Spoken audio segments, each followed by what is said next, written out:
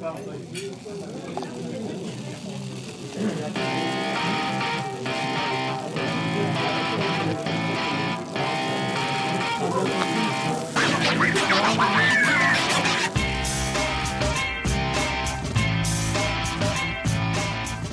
Marc, salut les Smart, salut peuple de catch-up, bienvenue dans votre podcast qui soigne, qui dégouline, qui transpire le catch par tous les pores de la peau, du slip et du masque. Aujourd'hui, on se retrouve pour un petit ou un gros qui sait, Comptoir du catch, la 4e édition de notre Comptoir du catch. Comme vous le savez, on a mis en place un peu cette émission pour pouvoir traiter un sujet en particulier. Vous en avez eu la 3e édition qui a été consacrée aux femmes de la WWE et qui se passe avec moi-même et avec notre amie Papy Anti-Athémie. Elle est déjà en ligne, je vous conseille d'aller l'écouter. Aujourd'hui, on se retrouve donc pour un nouveau sujet dans ce hashtag 4 du Comptoir du catch. Et aujourd'hui, on va parler de la All Elite Wrestling. Le titre, vous l'avez lu sur la vignette, c'est Wrestling with All Elite. Et votre tonton, car oui, je suis bien votre tonton, vous m'avez peut-être identifié, je suis votre dinosaure masqué, que dis-je? Je suis votre tonton catch-up. Et pour m'accompagner, j'ai un consultant que j'aime avoir à mes côtés pour parler de la All Elite Wrestling. C'est un amateur passionné du catch indépendant et de la All Elite Wrestling. Il a participé à de nombreuses émissions à catch-up au fil du temps. Il est de retour en ce début d'année, en ce début janvier 2022. Je vais lui souhaiter la bonne année et la bienvenue au nom de toute la team catch-up et au nom de tout le peuple de catch-up. Accueillez la taloche, accueillez mon bon Tao. Salut Tao. Coucou tonton, coucou à tous, bonne année à toi aussi, bonne année à toute la team Catch-Up et à tous les auditeurs aussi de Catch-Up. J'espère que vous avez passé une bonne année, j'espère que l'année qui va arriver va être tout aussi cool en termes de catch, en tout cas, j'espère que ça va être vraiment beaucoup qualitatif. Alors, t'as suivi un peu ce début d'année 2022 au niveau de la IW là ? Bien sûr, Ouais. comme toujours, hein. C'est vraiment l'une des seules promotions où je suis assidu.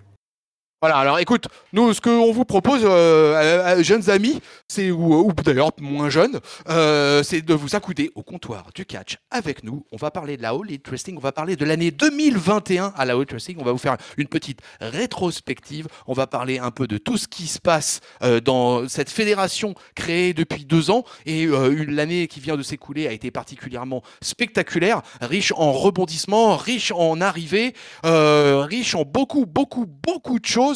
Et j'avais envie d'en parler sur Catch-Up et de pouvoir échanger avec vous un peu sur toute cette, tout ce produit catchesque qui nous est proposé depuis maintenant 2 ans avec la All Elite Wrestling. Je crois que les fans de catch sont quand même pas mal gâtés à l'heure actuelle, mon Tao quand même. Hein.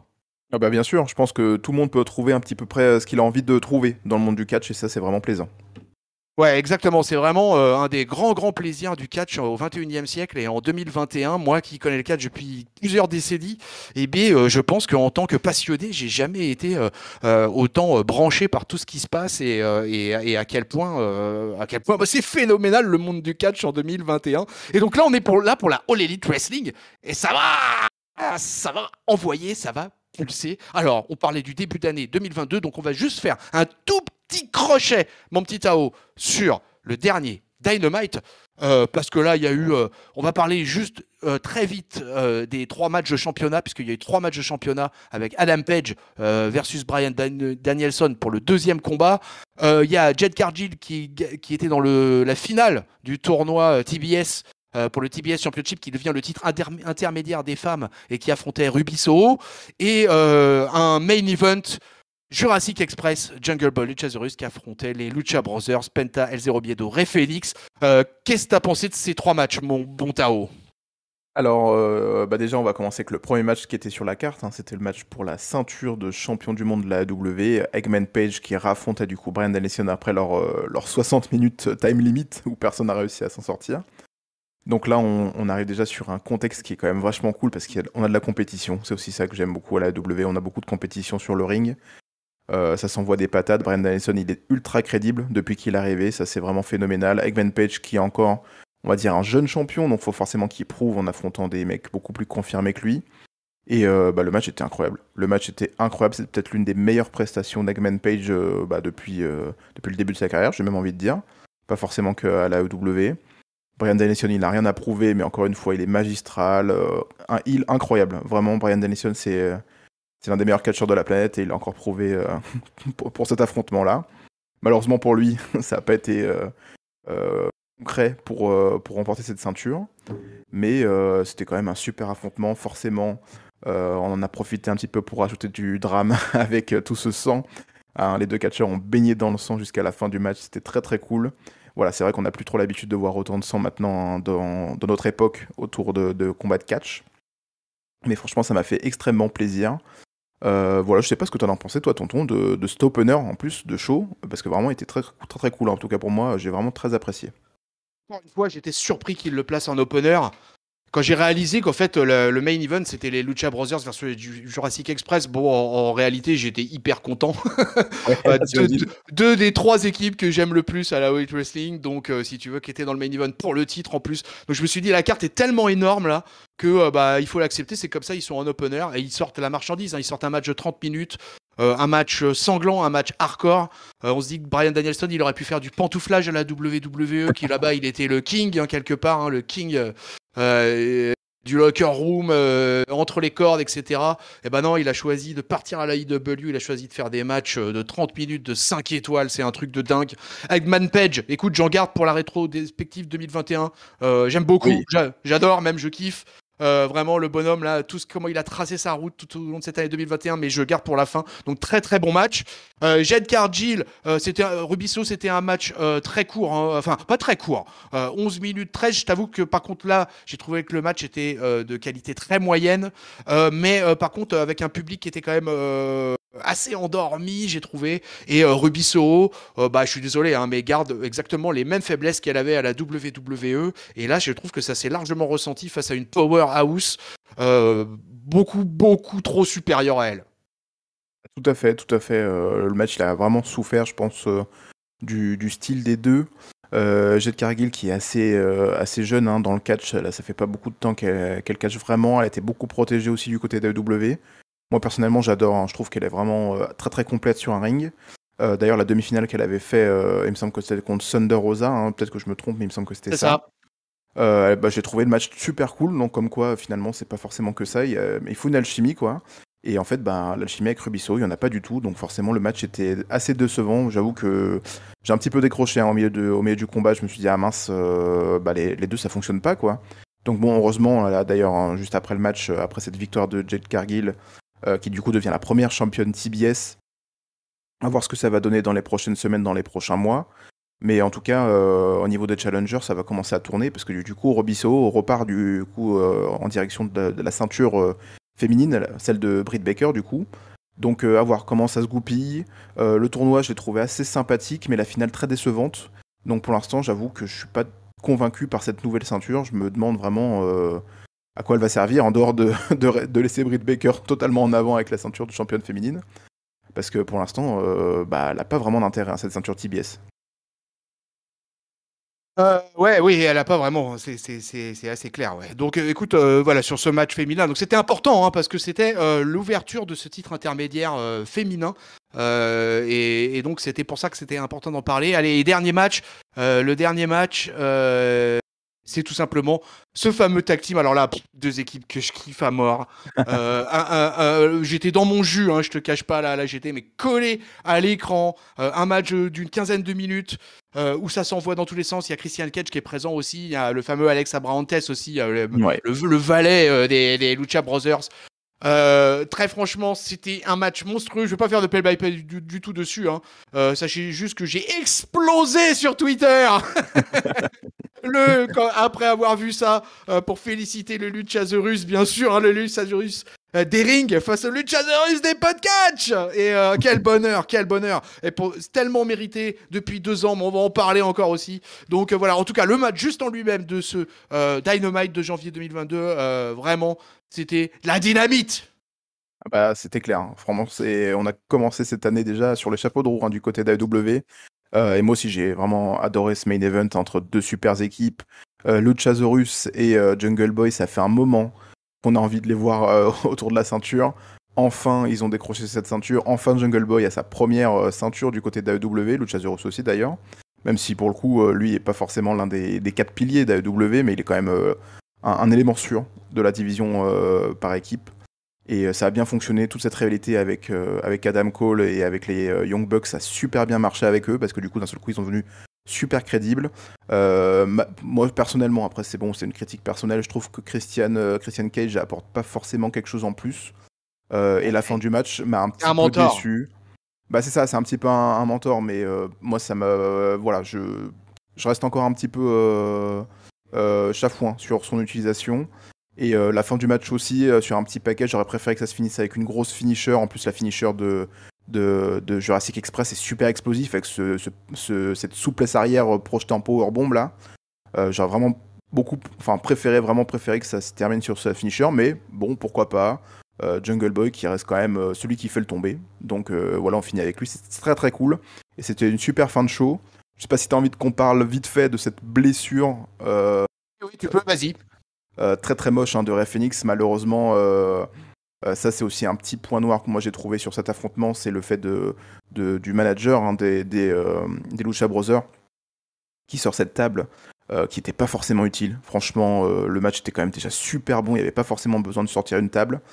La table était un petit peu trop près. Luchasaurus qui fait le chokeslam et Rey Fenix qui malheureusement se réceptionne mal et du coup le bras finit sous la table qui se plie du coup et forcément pas dans le bon sens. Donc voilà, on espère en tout cas un bon rétablissement pour Rey Fenix qui est un incroyable catcheur et qui a encore fait ce soir une prestation incroyable. Ouais, fantastique prestation. Effectivement, ce spot malheureux, si tu veux. Bon, alors effectivement, cette table, comme tu le dis, était certainement de trop. Mais bon, les mecs étaient tellement chauds, étaient tellement lancés. Et avec Rey Fenix et Penta, on sait toujours que de toute manière, c'est du spot à gogo. Donc ils ont un catch à haut risque, à très haut risque, et ils l'ont encore prouvé. Et alors l'image est très très spectaculaire parce qu'on voit bien le bras se disloquer en même temps que la table explose dans tous les sens. Le Luchasaurus fait un match mais énorme. Excalibur arrête pas de dire mais c'est pas possible. Et de l'autre côté t'as Jim Ross qui dit mais j'ai jamais vu un powerhouse comme ça aussi agile et aussi ça n'existe pas ailleurs. Et enfin un powerhouse est récompensé en 2022 à la All Elite Wrestling et à travers le titre des Tag Team Champions. Donc écoute, moi je suis fort satisfait. Match 5 étoiles pour moi. C'était un très très bon match. C'était un très très bon match. Et puis surtout, l'après-match m'a vraiment plu avec toutes ces équipes heel qui arrivent pour un petit peu dire maintenant que c'est vous, maintenant il va y avoir de la compétition. J'espère que ça va tourner. Et j'espère surtout que les nouveaux champions, vont être des champions compétitifs. Parce que malheureusement, le règne des Lucha Brothers a été un petit peu transparent, je trouve. Un peu court peut-être aussi, et c'est peut-être pour ça. Et c'est lié aussi, si tu veux. Alors ça, je pense que c'est un problème de perception. Parce que, alors peut-être pas pour toi qui suis pas forcément la WWE comme un acharné depuis quelques temps, mais je pense que c'est lié au fait qu'il n'y a que 4 pay-per-view par an. Et donc du coup, si tu veux, je pense que ça change un peu la perception par rapport à ça. Mais c'est vraiment le seul truc. Après, je te rejoins complètement dans ton analyse sur ce match. C'était vraiment incroyable. Et donc cette année 2022 à la All Elite Wrestling est partie sur des chapeaux de roue. Donc on a sur le bilan 2022 à l'heure actuelle, et mon Tao, tu me coupes si jamais je dis une bêtise, mais à l'heure actuelle en TNT champion, on a Cody Rhodes. On a Hangman Page en champion suprême masculin. On a Britt Baker en championne suprême féminine. On a Jade Cargill en TBS champion. On a le Jurassic Express en tag team champion. Je pense que je n'ai oublié personne dans toute la liste des champions 2022. On pourra constater que tous ces champions, hormis Cody Rhodes, aucun ne vient de la WWE. Et Cody Rhodes, est-ce qu'on peut dire encore qu'il vient de la WWE? Le mec est vice-président. Donc bon, voilà, j'ai même pas envie d'accoler le terme WWE à Cody Rhodes. Donc c'est comme ça que démarre l'année 2022. Et retour en arrière, mon Tao. Nous arrivons à la toute fin de l'année 2020, car nous allons partir notre rétrospective de ce comptoir du catch 4e édition par un moment difficile pour toi, pour moi, pour l'ensemble de l'univers des fans de catch, puisque le 26 décembre 2020 va disparaître tragiquement notre ami Brody Lee. Et ça, ça va lancer quelque chose sur l'année de 2021 assez incroyable, puisque ça va lancer d'abord dans un premier temps, il va y avoir un gros show hommage au tout début de l'année 2021, un énorme show hommage sur Brody Lee, avec une vague d'émotions énorme. Et alors, je sais que c'est toujours terrible parce que c'est souvent sur les décédés qu'on fait de l'argent ou des ratings. Et ben, en l'occurrence, l'AEW a pété des ratings à l'occasion de janvier 2021. La mort de Brody Lee, malheureusement, Montao, mais ça, c'est le merch, c'est le capitalisme. Et ben, l'année 2021 commençait par un malheur et en même temps commençait par un lancement de la All Elite Wrestling. Bah, tout à fait. Malheureusement, on a commencé 2021 avec le décès de Brody Lee qui nous a tous un petit peu pris de court, hein, parce que les proches, ses amis proches savaient qu'il était malade, mais personne d'autre. Donc c'est vrai qu'on a appris ça un peu comme un coup de tonnerre, hein. Moi, je me rappelle avoir ouvert mon Twitter ce jour-là et tombé sur la nouvelle, je suis tombé des nues un petit peu, surtout qu'en plus il était revenu en force, hein, du côté de la AEW depuis son arrivée en Exacted One, le leader du Dark Order. Donc voilà, c'était une petite déception pour le début d'année dernière. Mais du coup, forcément, comme tu l'as dit, hein, on est dans le capitalisme. Et encore, je trouve que c'était pas forcément fait de manière assez crade comme d'autres peuvent le faire. Là, vraiment, on est tombé sur vraiment quelque chose d'hommage. On a invité sa famille à venir sur le ring. On a fait quelque chose quand même de très très bien. On a fait aussi toute une histoire autour du Dark Order, du fait qu'il n'y aura pas de nouveau leader, des choses comme ça. Donc pour le coup, ça a été quand même très respecté, hein. Ouais, exactement. Oui, l'hommage en lui-même, catchesque, etc. au niveau du show, etc. Attention, hein, c'était pas. Je plaçais ça vraiment par rapport aux ratings et au merch qu'il y a eu derrière. Donc véritablement, voilà. Donc ça a lancé l'année 2021 de la All Elite Wrestling et c'était assez étrange. Donc peuple de catch-up, si vous savez pas exactement ce que c'est la All Elite Wrestling, écoutez, c'est une fédération qui a été créée le 1er janvier 2019. Son président c'est Tony Khan, son vice-président c'est Cody Rhodes et quand elle a été créée en 2019, elle a pu s'appuyer d'entrée sur des gros noms puisque des gens comme Kenny Omega, les Young Bucks, Chris Jericho ont tout de suite intégré, tout de suite les shows ont démarré. On arrive donc 2 ans plus tard en 2021. La All Elite Wrestling a gagné la guerre face à NXT entre guillemets, hein, je mets une guerre d'entertainment. Hein, a gagné la guerre des mercredis soirs puisque la AEW et la NXT étaient tous les deux sur le même créneau. Ça a occasionné à catch-up d'ailleurs plusieurs bastons du mercredi et ainsi s'est développé la All Elite Wrestling. Alors cette fédération, elle est composée avec 4 shows, ok, 4 shows hebdomadaires. Elle a All Elite Wrestling Dynamite, le show dont on vous parle quand même assez régulièrement sur Catch-Up. Et ils ont créé par la suite l'AEW Dark Elevation, qui a été donc un show créé en 2021, hein, septembre 2021, aussi, ouais. Commenté par Paul White, Big Show et Excalibur. Et depuis sur TNT, un deuxième gros show, hein, vraiment le deuxième plus gros show de la All Elite Wrestling, AEW Rampage, qui est diffusé tous les vendredis soirs, qui dure 50 minutes. Voilà, et la All Elite Wrestling, on en a parlé un tout petit peu tout à l'heure, il y a donc 4 pay-per-view tout au long de l'année. Le premier se déroule en février-mars, c'est Revolution. Le deuxième, c'est Double or Nothing, qui se déroule en général en mai. All Out en septembre et Full Gear, le dernier pay-per-view de l'année qui se déroule en novembre 2021. Voilà, je vous ai installé la fédération. Maintenant, parlons de cette fameuse année 2021. Alors, ça commence très fort, puisque effectivement, dans les Dynamite, on sent tout de suite, et on va organiser ça comme ça, on sent tout de suite qu'on en avait déjà parlé ensemble, Tao, l'année d'avant, mais on sent tout de suite qu'il se passe quelque chose au niveau de chaque division. Alors, ce qu'on va faire, c'est que Peuple de Catch-Up, on va parler par division, ça va être plus simple pour comprendre. Donc, on va commencer avec la division féminine, à tout seigneur, tout honneur. On va commencer avec les femmes, mon Tao, si tu veux bien. Oui, pas de souci. La division féminine, au milieu d'année, on a eu l'annonce du tournoi TBS, qui a couronné du coup la première championne TBS. Mais avant ça, on a quand même eu des bonnes choses, hein, en début d'année. On a eu toute l'histoire avec Britt Baker qui a été beaucoup mise en avant. Avec Jade Cargill aussi, hein, qui a fait équipe avec Shaquille O'Neal, je le rappelle quand même. C'est un match à noter. Ouais. C'est un match à noter quand même, il faut le dire. Cody a fait passer Shaquille O'Neal à travers une table. C'est vrai, il peut se vanter en tout cas. À défaut que le Big Show ait eu son match à WrestleMania, bah, Cody a fait passer Shaquille O'Neal à travers une table. Comme quoi, voilà, mais sinon, oui, ça progresse hein, du côté de la division féminine. Je sais que c'est une critique qui revient assez régulièrement du côté d'AEW. Oui, alors parce que c'était ça en fait le truc, c'était que début de l'année 2021, on était encore beaucoup dans le questionnement parce que à ce moment-là, on se pose encore beaucoup de questions sur la division féminine, elle apparaît encore très très faible. Il va y avoir quelques ajouts au roster au fur et à mesure de cette année 2021, dont entre autres Rubisso au niveau des ex-WWE, mais pas que, loin de là. Il va y avoir des nanas aussi qui venaient que très peu et qui sont devenues de plus en plus régulières. Je pense à une Serena Deeb. Tout à fait. Euh, et effectivement, tu as Britt Baker qui va agglomérer autour d'elle avec Rebel, avec Hater, son petit clan. Avec Thunder Rosa, il va y avoir une grosse rivalité, ça on va en parler, mon Tao. Il va y avoir une grosse rivalité entre Britt Baker Ouais. et Thunder Rosa qui va mener au premier main event féminin dans un Dynamite qu'on avait reviewé ensemble, si tu te souviens bien. Oui, tout à fait, effectivement, je m'en rappelle.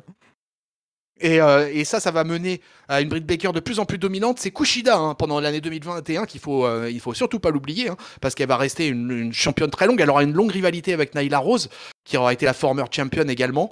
Et finalement, Britt Baker, au bout du bout, après avoir gagné sa rivalité avec Thunder Rosa, va prendre le titre et elle va prendre le titre pour de bon puisqu'elle va le garder jusqu'au bout de l'année 2021. Elle est encore championne AEW à l'heure actuelle. Donc, on va dire que sur cette année 2021, il y a eu création d'un nouveau titre. Il y a eu une championne qui aura eu un assez long règne, en l'occurrence Kushida, mais un petit peu lisse, on va dire. Et par contre, une Britt Baker qui a explosé, vraiment pop auprès du public, énorme match, des street fights, la totale, vraiment la totale. Le dernier match en date là, hein, pour le titre la AEW, c'était quelque chose aussi. Donc vraiment, Britt Baker a dominé de la tête et des épaules. Et on peut dire qu'à la différence, on va dire, du premier semestre 2021, et ben à partir du deuxième semestre 2021, il a commencé à avoir du changement dans les mentalités, dans les écrits, dans les reports sur la division féminine de l'AEW parce qu'on sent un joli frémissement, à mon avis, Tao. Ah, tout à fait, tout à fait. Elle a fait que progresser cette année. Franchement, j'ai vraiment beaucoup apprécié. Hikaru Shida, effectivement, a été malheureusement la championne un petit peu de cette fin d'ère Covid avec cette salle presque vide, hein, en dehors des catcheurs et des catcheuses qui venaient faire un petit peu la foule. Donc malheureusement pour elle, voilà, elle était un petit peu la sacrifiée. Pour Britt Baker, qui elle a été l'énorme projet, qui est depuis le début d'ailleurs hein, de la AEW, le projet féminin. Et à juste titre, parce que depuis qu'elle arrive, elle fait que progresser. Effectivement, maintenant, elle se fait accompagner par Rebel et par une catcheuse que j'adore tout particulièrement, Jamie Hayter, qui sort elle de Stardom hein, au Japon. Donc voilà, c'est une association qui fonctionne très très bien. J'espère qu'on en verra plus, en tout cas pour Jamie Hayter, parce que vraiment je l'adore beaucoup. Et par contre, le petit détail sur lequel je te reprends un petit peu, tonton Chris, tu m'en voudras pas, Je peux me tromper, ça m'arrive régulièrement, je botche régulièrement. c'est que c'est Thunder Rosa qui a gagné la rivalité contre Britt Baker. C'est pas C'est Britt Thunder Baker. Rosa. Ah mais oui, t'as raison, c'est elle qui avait C'est gagné le ça, fameux main event. Mais c'est ouais, ça, c'est carrément. ça. En portant sa Exactement. finisher à travers la table à l'extérieur. C'est elle qui avait gagné cette réalité. C'est pour ça d'ailleurs que j'ai hâte de voir la suite de cette histoire, parce que pour l'instant, Thunder Rosa est invaincue hein, contre Britt Baker. Et Ouais, Britt ouais, Baker ouais, est la ouais. championne. Donc moi j'ai hâte de voir la suite de ce programme. Je sais qu'ils le gardent en réserve, hein. Ça se voit qu'ils ont envie de faire quelque chose avec ça. Donc moi j'ai hâte de voir ça. Il y a eu beaucoup beaucoup d'ajouts. Également la fin de cette période Covidesque, on va dire, a encore plus renforcé, je trouve, la division féminine qui maintenant est vraiment installée. Rubisso qui a fait une grosse arrivée avec sa musique qui est désormais la sienne d'ailleurs. Avec ce nouveau nom, avec un petit peu cette nouvelle coupe de cheveux, voilà, elle a quand même un gros palmarès derrière elle, même si elle n'a pas fait grand chose à côté de WWE, mais qui est quand même quelque chose qui est très très apprécié. Malheureusement, j'ai pas trouvé ça forcément plus transcendant que ça, hein. Elle est arrivée en réalité contre Britt Baker. Malheureusement, bah, c'est le projet, hein, Britt Baker, donc elle a perdu contre elle. Et du coup, s'ensuit le tournoi pour la ceinture TBS qu'elle a du coup perdu, comme on l'a dit. Donc voilà, mais en tout cas, ça progresse bien. On commence à avoir des ajouts. Là aussi, en début d'année, on commence à avoir aussi de nouveaux ajouts, mais c'est pas forcément le sujet de cette vidéo. Mais on commence à avoir vraiment beaucoup, beaucoup de catcheuses qu'on met en avant et qui ont beaucoup de potentiel. Donc voilà, c'est depuis le début, hein, c'est un petit peu la recherche de ce que cette division féminine doit faire. Mais je trouve que c'est toujours en progression et on part de tellement loin pour de vrai que ça peut être qu'en progression. Donc vraiment, j'ai pris un plaisir cette année devant la division féminine.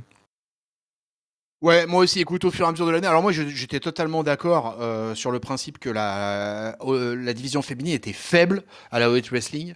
D'ailleurs, tu peux le remarquer en fait sur un truc simple, c'est que ça fait 2 ans que la fédération existe, un petit peu plus maintenant, et il y a eu que 4 championnes dans l'histoire du Elite Wrestling Ouais, Women's tout à fait. Championship: Rio, Nyla Rose, Hikaru Shida et Britt Baker. Hikaru Shida a eu un règne de 372 jours, hein, quand même, ça rigole pas. Tout à Britt fait. Baker, à l'heure actuelle, elle en est à 221 jours. Et current. Donc, écoute, donc moi j'ai trouvé que vraiment, j'avais déjà beaucoup aimé le combat face à Hikaru Shida, qui gagne par soumission, et Britt Baker pour devenir la championne. Et après, tout derrière, hein, au micro, tout ça, moi j'ai trouvé qu'il y avait vraiment une vraie amélioration générale des filles. Il y a une mid-card qui est installée aussi, où tu vas retrouver des Thunder Rosa, que j'aime beaucoup, Serena Ouais. Deeb, Penelope Ford, Tay Conti, Anna Jay. Tu vois, il y a vraiment, il commence à y avoir un roster de plus en plus profond chez les femmes. Et ça, c'est vraiment, vraiment intéressant. Et ça a dynamisé la division féminine. Tout à fait. Il y a C'est... aussi, on n'en a pas parlé, ça, mais il y a eu aussi le retour de Chris Statlander, Oui, aussi. qui a été un super retour. Dans la réalité, c'était avec Penelope Ford, il me semble, hein, Ouais. si je ne m'abuse. Mais Chris Statlander, c'est aussi un gros ajout de la division féminine qui revient. Donc ça aussi, ça plaît beaucoup. Et il y a aussi une de mes catcheuses préférées AEW, que je connaissais pas du tout avant de la AEW d'ailleurs. C'est Leila Hirsch, qui est vraiment, pour le coup, phénoménale. Et j'aimerais beaucoup la voir. Pourquoi pas dans le futur, dans la Team Taz. Je trouve qu'elle a totalement sa place dans la Team Taz. Effectivement, et puis j'allais oublier aussi The Bunny, qui est Oui, donc en équipe avec Penelope Ford. Penelope Ford, que c'est une de mes chouchous à la All Elite Wrestling. J'adore Penelope Ford. ouais. Et donc je trouve, voilà, je confirme, je trouve vraiment que la division féminine a augmenté le level et les matchs sont de plus en plus plaisants, des stipulations de plus en plus intéressantes. Peut-être que dans le main event, il va falloir un peu plus aller gratter Britt Baker et, Ouais. trouver de la consistance chez les challengers, mais ça va de mieux en mieux. Allez, on quitte les femmes, Montao, et on va rejoindre une division. Alors là, je crois on en a déjà parlé un peu, là, mais on arrive sur la Tag Team Division. Alors, je te propose, on va tout mélanger. Hein. La Tag Team Division, c'est parce que c'est les clans. Parce que Bien la sûr. All Elite Wrestling, il faut que vous sachiez, peuple de catch-up, pour ceux qui ne suivent pas, les clans sont très importants dans la All Elite Wrestling. Il y a plusieurs clans installés avec plusieurs, voire beaucoup de catcheurs parfois, comme The Elite, comme Dark Order, comme l'Inner Circle. Voilà, tous ces clans-là se croisent et se recroisent et se décroisent tout au long des shows, ont des rivalités croisées, décroisées également. Ça se retrouve au sein de la Tag Team Division, ça se retrouve pour des matchs single, ça se retrouve dans plein de situations. Là, on va se concentrer effectivement sur le titre de champion. Alors, on va faire pareil que pour les filles. On a eu dans l'histoire de la All Elite Wrestling, on a eu 6 équipes championnes de la All Elite Wrestling. On a eu les Sokal and Sorcerer avec Frankie Kazarian et Scorpio Sky et Christopher Daniels. On a eu Eggman Page et Kenny Omega, mais tout ça c'était en 2020. On a eu les FTR qui ont eu un court règne de Tout à 63 fait, ouais. jours. Après, on a eu le Bulldozer Young Bucks avec 302 jours. Donc Ouais, là, pratiquement voilà, un an, ouais. qui ont tenu presque un an le titre. Donc c'est pour ça qu'on arrive en plein en 2021. Septembre 2021, 5 septembre 2021 exactement, les Lucha Brothers deviennent les champions en battant les Young Bucks dans un style Cage match d'anthologie, à mon goût, pour devenir les 5e champions du monde par équipe de la All Elite Wrestling. Et ils viennent donc juste de perdre leur titre en 2022, mais ça ne nous intéresse pas. On fait comme si ça n'existait pas. Mon Tao, la Tag Team Division à la All Elite Wrestling, je crois que tous les deux, on est assez raccord pour se dire que c'est quelque chose. Tout à fait. La division féminine, elle est incroyable depuis le début. Tag Team. La division tag team, pardon, excuse-moi. Euh, on a misé déjà hein, depuis le début en 2019 sur des Sokal Uncensored, oui, avec Frankie Kazarian et Scorpio Sky. Je m'y attendais pas du tout à qu'on mise sur cette équipe au tout début. Et puis s'en est suivi d'ailleurs tout ce qui a amené à l'arrivée de Eggman Page et Kenny Omega qu'on parlera un petit peu plus tard sans doute. Et les Young Bucks qui ont dominé la plupart de l'année 2021 finalement, qui ont fait un super règne. Franchement, c'était un règne très divertissant. J'ai vraiment tout adoré dans ce qu'ils ont fait pratiquement. C'était vraiment super cool. J'adore les Young Bucks depuis qu'ils ont la ceinture. Là, j'ai vraiment adoré tout ce qu'ils ont fait. Leur passage en heel avec Kenny Omega, avec leur chemise de toutes les couleurs et leur piercing, les cheveux, la barbe, même la barbe teint de Nick Jackson. Ça aussi, j'ai vraiment adoré. C'est très cool. Et puis sur le ring, c'est toujours incroyable, quoi. Donc c'est effectivement plus du spot fest, on pourrait dire, hein, un petit peu vulgairement. Ça va dans tous les sens. C'est un petit peu les règles à la mexicaine, hein. Vraiment, on n'a pas Ouais, c'est forcément très les lucha mêmes libre, règles. ouais. Ouais, c'est ça. Mais moi, j'aime beaucoup. Je trouve que ça change plutôt qu'avoir des matchs de 20 minutes où les trois quarts du temps, c'est le mec qui se fait tabasser, qui essaie d'aller faire le changement avec le mec qui est pas venu sur le ring. Là, vraiment, je trouve que c'est super dynamique. Et voilà, les Young Bucks, ils sont totalement bons, hein, dans ça. Ils commencent aussi un petit peu à prendre de l'âge, donc le catch aussi change, hein. C'est beaucoup moins spot fait, je trouve, qu'à l'époque où ils étaient à la New Japan. Et le match, comme tu l'as dit, hein, le match contre les Lucha Brothers dans le Steel Cage match était incroyable. Franchement, c'est peut-être l'un de mes matchs préférés de 2021. Moi aussi. Rey Fenix qui saute du haut de la cage, c'était phénoménal. Voilà, les deux équipes ont rien à prouver et elles ont quand même réussi à nous épater, encore une fois, en 2021, alors que ça fait des années qu'on a l'impression de les voir dans tous les sens. Et ça fonctionne super bien, quoi. C'est une super division par équipe. J'ai hâte de voir ce qui va arriver dans le futur, parce qu'il y a encore tellement d'équipes qui peuvent être mises en avant. Je trouve que c'est vraiment super cool. J'ai beaucoup aussi aimé la rivalité avec FTR et les Lucha Brothers. Même si malheureusement, bon, bah, il y a eu la blessure de Cash Wheeler, hein, quand il s'est pris là dans le coin et ça lui a arraché un petit peu le bras, qui a un petit peu arrêté le programme quelques semaines. Mais voilà, j'ai vraiment hâte de voir la suite de la division tag team à la W. Je considère, alors là, attention, j'ai sans doute m'attirer les foudres des gens qui nous écoutent. Mais pour moi, actuellement, la division tag team de la W, c'est la meilleure division par équipe de tout catch. Voilà. Je veux pas le dire trop fort. Je vais le dire même tout doucement parce que je connais certains chroniqueurs à catch-up qui vont me casser la gueule la prochaine fois qu'ils passeront la porte du studio.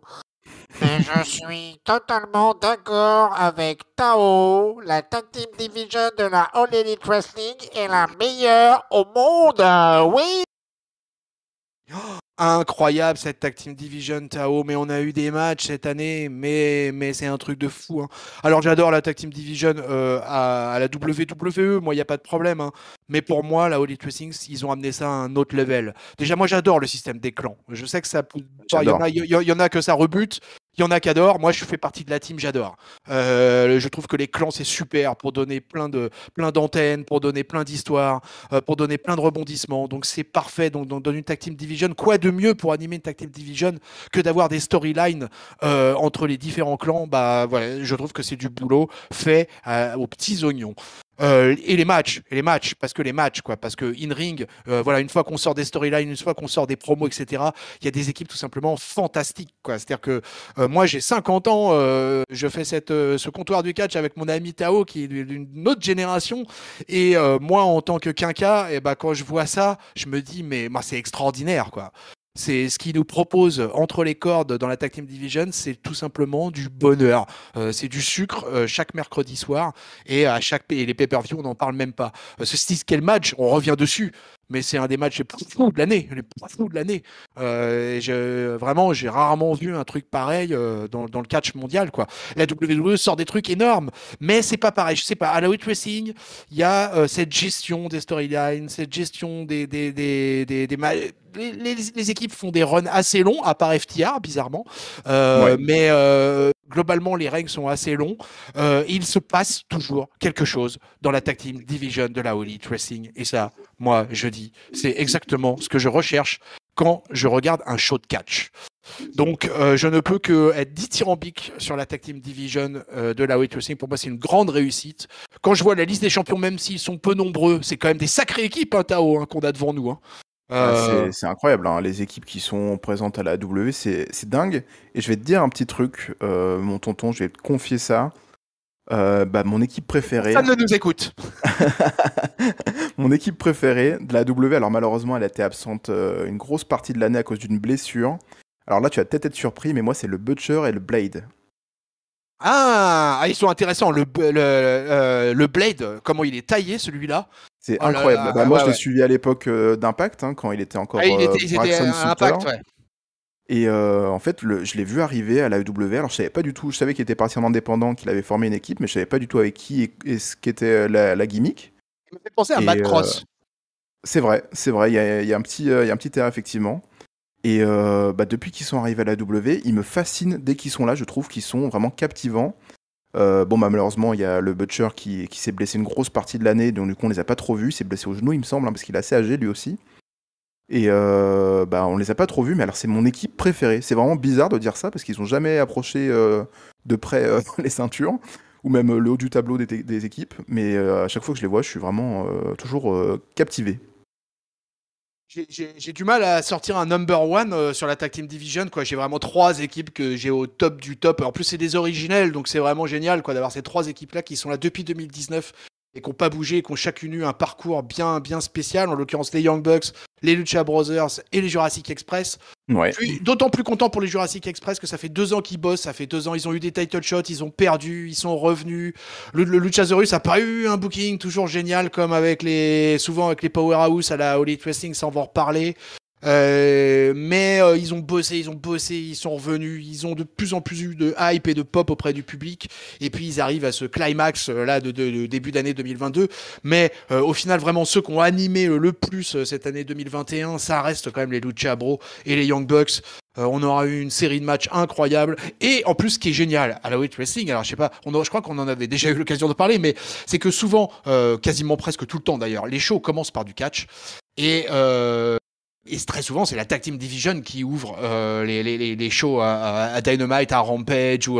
Et à chaque fois, on nous propose quelque chose de nouveau, d'intéressant, de fresh. On fait du trios match, on met de la stipulation. Bref, je le répète, il se passe toujours quelque chose, Tao. C'est ça, c'est ça. En ce moment, en plus, on mise vraiment plus sur les matchs à 3. Je sais pas si c'est un teasing. Connaissant les Young Bucks depuis le début, hein, ils teasent un petit peu éventuellement cette ceinture à 3 qui ferait beaucoup de bien, je trouve, à la AEW. Avec toutes les équipes, tous les clans qu'il y a, ça pourrait vraiment, je trouve, rajouter un petit truc derrière ça. Mais vraiment, ça fonctionne super bien. Toutes les équipes sont présentes, elles catch, et c'est surtout ça qui est important. Il y a beaucoup aussi, hein, tu l'as dit, de clans importants du côté d'All Elite. Effectivement, en début d'année et du coup aussi un petit peu vers la fin d'année, ça a été surtout le Dark Order qui a été mis en avant, et aussi ça c'est des combinaisons incroyables, hein. Quelle que soit la combinaison tag team du Dark Order, je trouve que ça fonctionne super bien. On a la plupart du temps, on a Alex Reynolds et John Silver qui font équipe. Ça fonctionne aussi très très bien, j'adore. Evil Uno et Stu Grayson qui eux étaient là depuis pratiquement le début, hein. Il me semble qu'ils sont arrivés en novembre 2019, donc quelques semaines après les débuts de Dynamite. Il y a une équipe aussi qui m'a un petit peu intéressé, même si on l'a pas trop vu et qu'apparemment on semble partir sur autre chose, c'est Alan Angels, donc Number 5 et Ten. Preston Vance. Preston Vance, ouais. Ouais, j'ai vraiment bien apprécié ce duo-là, même si on l'a pas beaucoup vu, mais je trouve que ça fonctionnait super bien, les deux.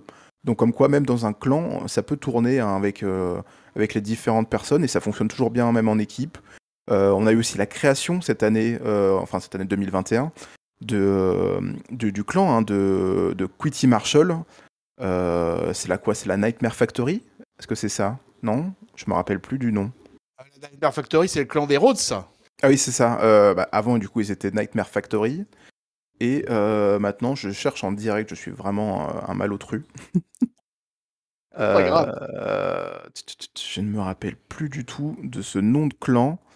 Du coup, avec des anciens de la Nightmare Family, avec le mari de Bayley, Aaron Solo, Anthony Ogogo, qui lui aussi a été une petite étape importante, hein, du côté de AEW cette année. Il a disparu un peu là.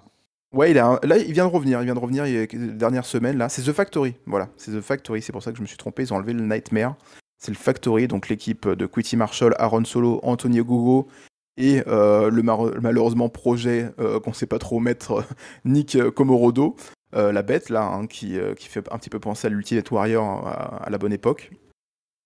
Ça aussi, j'ai vraiment beaucoup apprécié ce clan, même si malheureusement c'est tourné vite en rond, et au milieu d'année ils se sont fait squash par Paul White, le Big Show. Mais bon, c'est pas grave. La Team Taz aussi, hein. Là en plus ces dernières semaines on parlait beaucoup de Hook, qui est le gros projet, ça j'ai hâte de voir aussi. Et j'ai envie de dire, on a eu peut-être la meilleure création de clan de ces dernières années, qui s'est faite en 2021, c'est le Pinacle. C'est le Pinacle, oui. Bah oui. Le Pinacle de MJF qui s'est créé cette année après cette rivalité avec Chris Jericho. Le clan est super cool, quoi. Le clan est super cool, on en reviendra peut-être plus tard quand on parlera Ouais. des Là, on va- gros affrontements, mais Pinacle, incroyable. Voilà, je pense qu'on a fait à peu près le tour, tu vois, sur tout ce qui concerne la tag team division masculine. Vous aurez bien compris que Tao, la Taloche et moi-même, on est enthousiastes devant cette division. Ça aurait été une très grosse réussite en 2021, mais j'ai envie de dire que c'est une très grosse réussite depuis le début. Depuis le début! Donc, allez voir des matchs, allez voir le Steel Cage match entre les Young Bucks et les Lucha Brothers. Ça vaut le détour, clairement. Allez, mon Tao, cette fois, on va passer un peu à la mid-card. Parce que là, on a fait les femmes, là, on va passer avec les hommes sur tout ce qui est la mid-card, le TNT Championship en particulier. La mid-card, pareil, très animée, toujours avec ce biais des clans, où beaucoup de catcheurs solo qui donc participent au match du TNT Championship sont souvent intégrés dans des clans. Un championnat qui a justement, après le décès de Brody Lee, va laisser un espèce de sentiment que ça allait être compliqué de le relancer, et pas Tout du à tout. fait, ouais. Ils ont donné les clés du camion à un jeune, je sais plus quel âge il a, mais vraiment un très jeune en tout cas, en l'occurrence Darby Allin, à qui Ouais. on a même donné les clés du camion à tel point qu'il a même produit des matchs. En particulier, je pense au match cinématique avec Sting. Bref, totale confiance au garçon.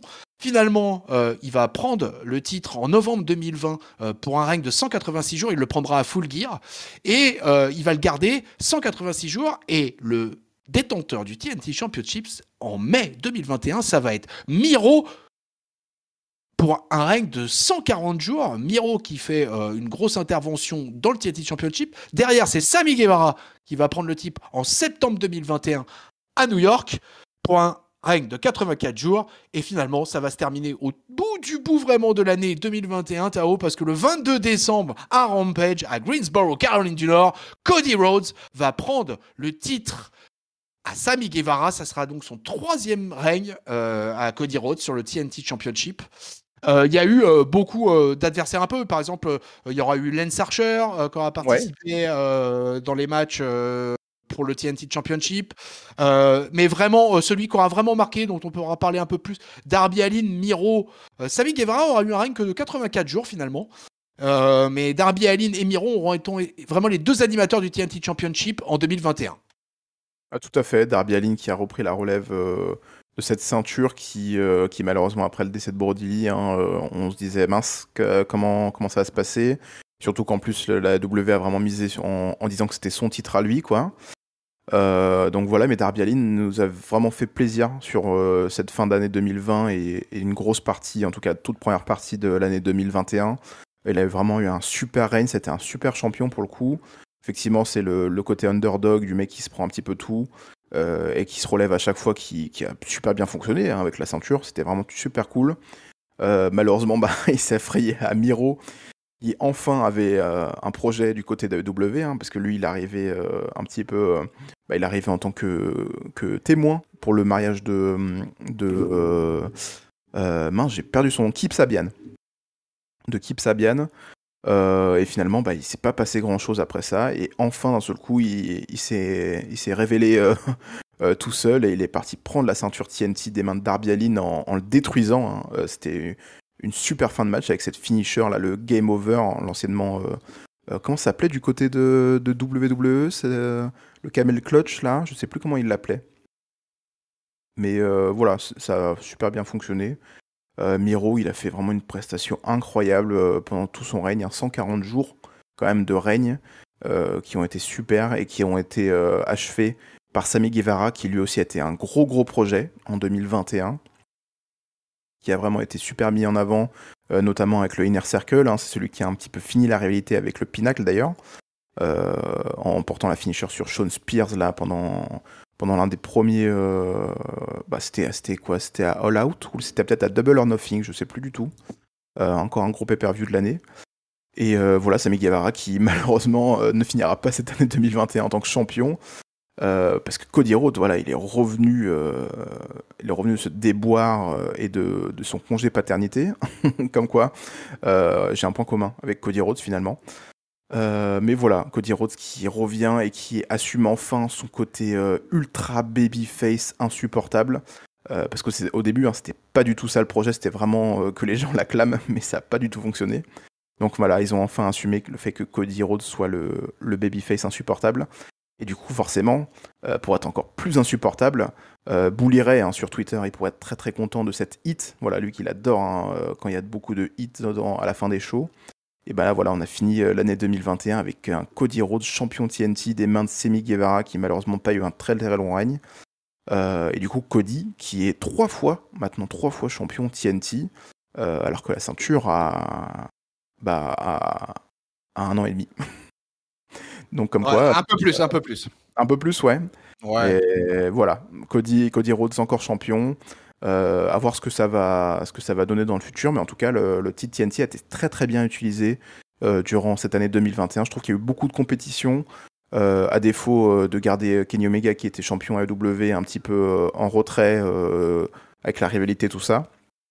On en a profité pour mettre la ceinture TNT bien en avant dans les shows et ça a été vraiment cool. Écoute, c'est l'utilisation du titre en lui-même qui m'intéresse et effectivement, je trouve que le titre intermédiaire de la AEW est bien géré. Ça permet d'avoir plein de rivalités de mid-card, ça permet d'avoir plusieurs adversaires différents, ça permet de découvrir des catcheurs. Après, il y a eu vraiment que 4-5 champions en 2021, Darby Allin 1, 2, 3, il y a eu 3 champions en 2021, Darby Allin, Miro, Sammy Guevara. J'étais très content que Sammy Guevara prenne le titre, un peu étonné finalement que ce règne soit si court.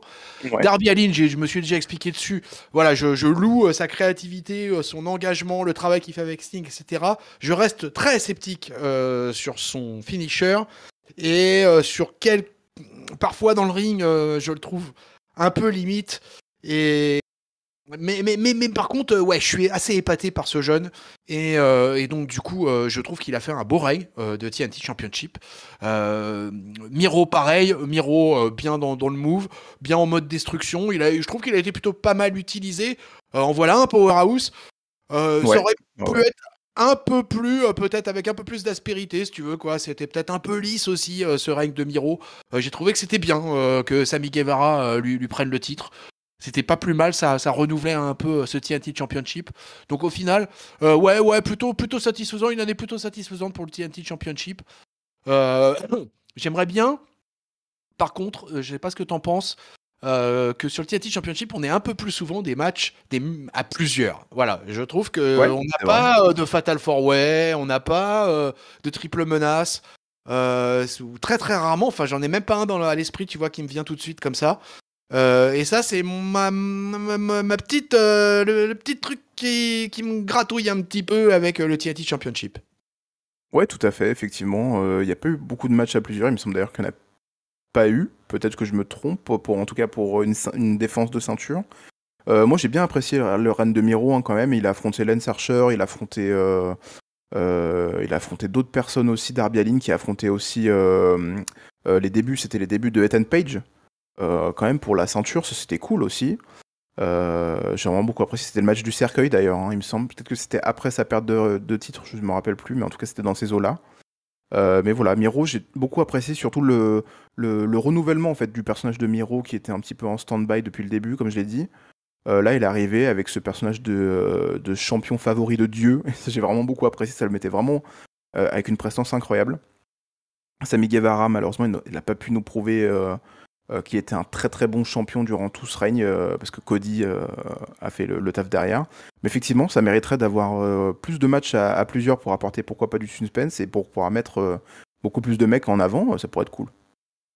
Ouais, complètement, ouais, ça pourrait être cool. Ouais. Non, mais je pense que de toute façon, il le gère bien, mais effectivement, moi, les stipulations à plusieurs, j'aime bien, et ça me manque un petit peu, je trouve, sur un titre intermédiaire. En plus, c'est vraiment une belle occasion, ça. C'est vrai que le main event, les 1 contre 1, tout ça, mais Dans les titres intermédiaires, tu peux te permettre justement plus de créativité et d'avoir plus de monde dans les matchs. Et ça, c'est un petit peu dommage, quoi. Mais c'est peut-être l'un des seuls bémols que je mets. Tout ne peut pas être parfait, loin de là, bien sûr. Et mais là, on va parler maintenant du très lourd, les amis. On va parler des gros événements Montao qui concernent là le main event. On arrive dans le main event. On arrive dans la grosse carte masculine et ce qui s'est passé pendant cette année 2021, c'est que déjà il y a eu il y a même eu un paquet d'arrivées à la All Elite Wrestling, un paquet de catcheurs qui sont arrivés de l'Indie ou de la WWE et qui ont changé le contexte, qui ont changé les storylines au fur et à mesure des semaines et des mois. On a eu l'occasion, la Taloche du Catch et moi-même, de vous reviewer plusieurs Dynamite et il s'est avéré que la All Elite Wrestling organise souvent les mercredis des shows spéciaux, c'est-à-dire que c'est AEW Dynamite mais qui ont un titre supplémentaire. Donc par exemple comme ça vous pouvez avoir Winter is Coming, vous pouvez avoir Blood and Guts, vous pouvez avoir des shows comme ça, des shows spécifiques avec des défenses de ceinture dans tous les sens. Et en même temps, on en profite aussi dans les Rampage ou les Dynamite d'ailleurs, pour faire des retours. Et là, cette année, Montao, on a eu des retours énormes. Alors, je vais commencer avec la première parce que ça a été la plus longue. Ça a été en l'occurrence CM Punk. 7 années d'attente. 7 années. Absent du monde du catch, on pensait qu'il avait peut-être raccroché les bottes définitivement. C'était 7 années où toutes les salles de catch américaines scandaient son nom comme signe de rébellion. Depuis son dernier match en 2014 au Royal Rumble, il s'était éloigné, il avait été vers la MMA pour quelque chose qui avait été loin d'être une réussite. 2 cinglantes défaites. Il disparaît un peu de la scène médiatique, il revient de temps en temps un peu sur Twitter pour un peu se lâcher, et puis il dégage, et puis hop. Et puis finalement, il y a une nouvelle compagnie qui fait beaucoup de bruit. Et puis CM Punk devient All Elite. Là, il y a un teasing de plusieurs semaines. On va nous balancer des indices dans tous les sens. Dans quel show il va arriver? Est-ce que ça va être Dynamite? Est-ce que ça va être Rampage? Darby Allin, il va vouloir affronter le Best in the World. Kenny Omega, il va porter un t-shirt Chic Magnet. Tous les signaux sont en vert pour que CM Punk débarque là-bas. Tony Khan va annoncer lors du 2e épisode de AEW Rampage. AEW se déplacera à Chicago dans United Center du célébrissime Michael Jordan. Donc là, il n'y a plus de doute. On sait qu'il va arriver un lieu iconique pour un catcheur iconique. Et 7 ans plus tard, mesdames et messieurs, le 20 août, c'est le grand soir. Rampage démarre. 25 000 personnes scandent CM Punk, CM Punk. Ils sont pas prêtes de s'arrêter tant que le Best in the World ne sera pas là. Et c'est bien sûr ce qui va se passer. La musique va retentir. C'est parti. CM Punk est là, il va faire une grosse promo, ça va péter des ratings, ça va péter du merch, ça va péter tous les réseaux sociaux. CM Punk break the internet, CM Punk break the IWC, Tao. Et ça a été quelque chose à cette fin août. Ça, là c'était l'été, c'était la période de hype totale. WWE retourne aussi en tournée, donc on a de la foule qui revient. AEW aussi s'y remet, on repart en tournée, ça y est, c'est parti, on quitte Jacksonville. Et là, on commence à teaser. Ça a duré des semaines, ça a été super bien géré, je trouve. Tout simplement parce que, déjà pour des raisons assez, on va dire assez banales, mais que dans le monde du catch, on n'a pas l'habitude de voir. Généralement, on en fait trop. Et là, avec CM Punk, je trouve que c'était bien fait. On a eu des indices de temps en temps. Donc, en fait, on nous remerciait de regarder les indices, notamment avec les chaussures de Kenny Omega ou le t-shirt Chicken Magnet pour les initiales de CM Punk, des choses comme ça. C'était vraiment super plaisant. Darby Allin qui fait ses promos en nous disant effectivement il a envie d'affronter le Best in the World. Et en fait, maintenant qu'on a du recul, je me dis, en fait, c'était super intelligent parce que les mecs qui étaient dans les shows étaient au courant que CM Punk allait arriver. On nous a pas fait croire qu'ils étaient pas au courant, en fait. Et ça, j'ai trouvé ça très intelligent, en tout cas très respectueux pour nous, pas nous dire CM Punk arrive, personne n'est au courant dans les vestiaires, c'est un peu ridicule. Là, c'était super cool. Et en plus, le show où il arrive, ça commence avec lui. Comme ça, on nous met pas de l'attente jusqu'à la fin du show pour nous faire arriver, tout ça. Non, on commence directement avec lui. Vous savez qu'il va arriver. On vous met pas plus d'attente. Il est là. On lui donne une demi-heure au micro. Il fait ce qu'il veut. Et depuis, d'ailleurs, il fait souvent des promos au micro parce que c'est là où il est largement au-dessus. Parce que forcément, 7 ans, au niveau physique et au niveau catch, ça se ressent quand même un petit peu. Mais au micro, il n'y a rien qui a changé, il est toujours aussi bon. Il est même, je trouve, encore plus transcendant qu'à l'époque de WWE. On voit que là, le script n'est plus là. Et depuis qu'il est là, force est de constater qu'il met des mecs tellement en avant Ouais. que j'ai envie de continuer à voir CM Punk, alors que c'est pas forcément quelqu'un que je trouve non plus incroyable sur un ring. Mais à chaque fois qu'il est là, c'est une attraction. Et la AEW l'a très très bien compris. Et du coup, à chaque fois qu'il est là, on regarde. Ouais, c'est pas mon catcheur préféré dans le ring, ça c'est sûr, mais j'avoue que ce retour a été totalement marquant.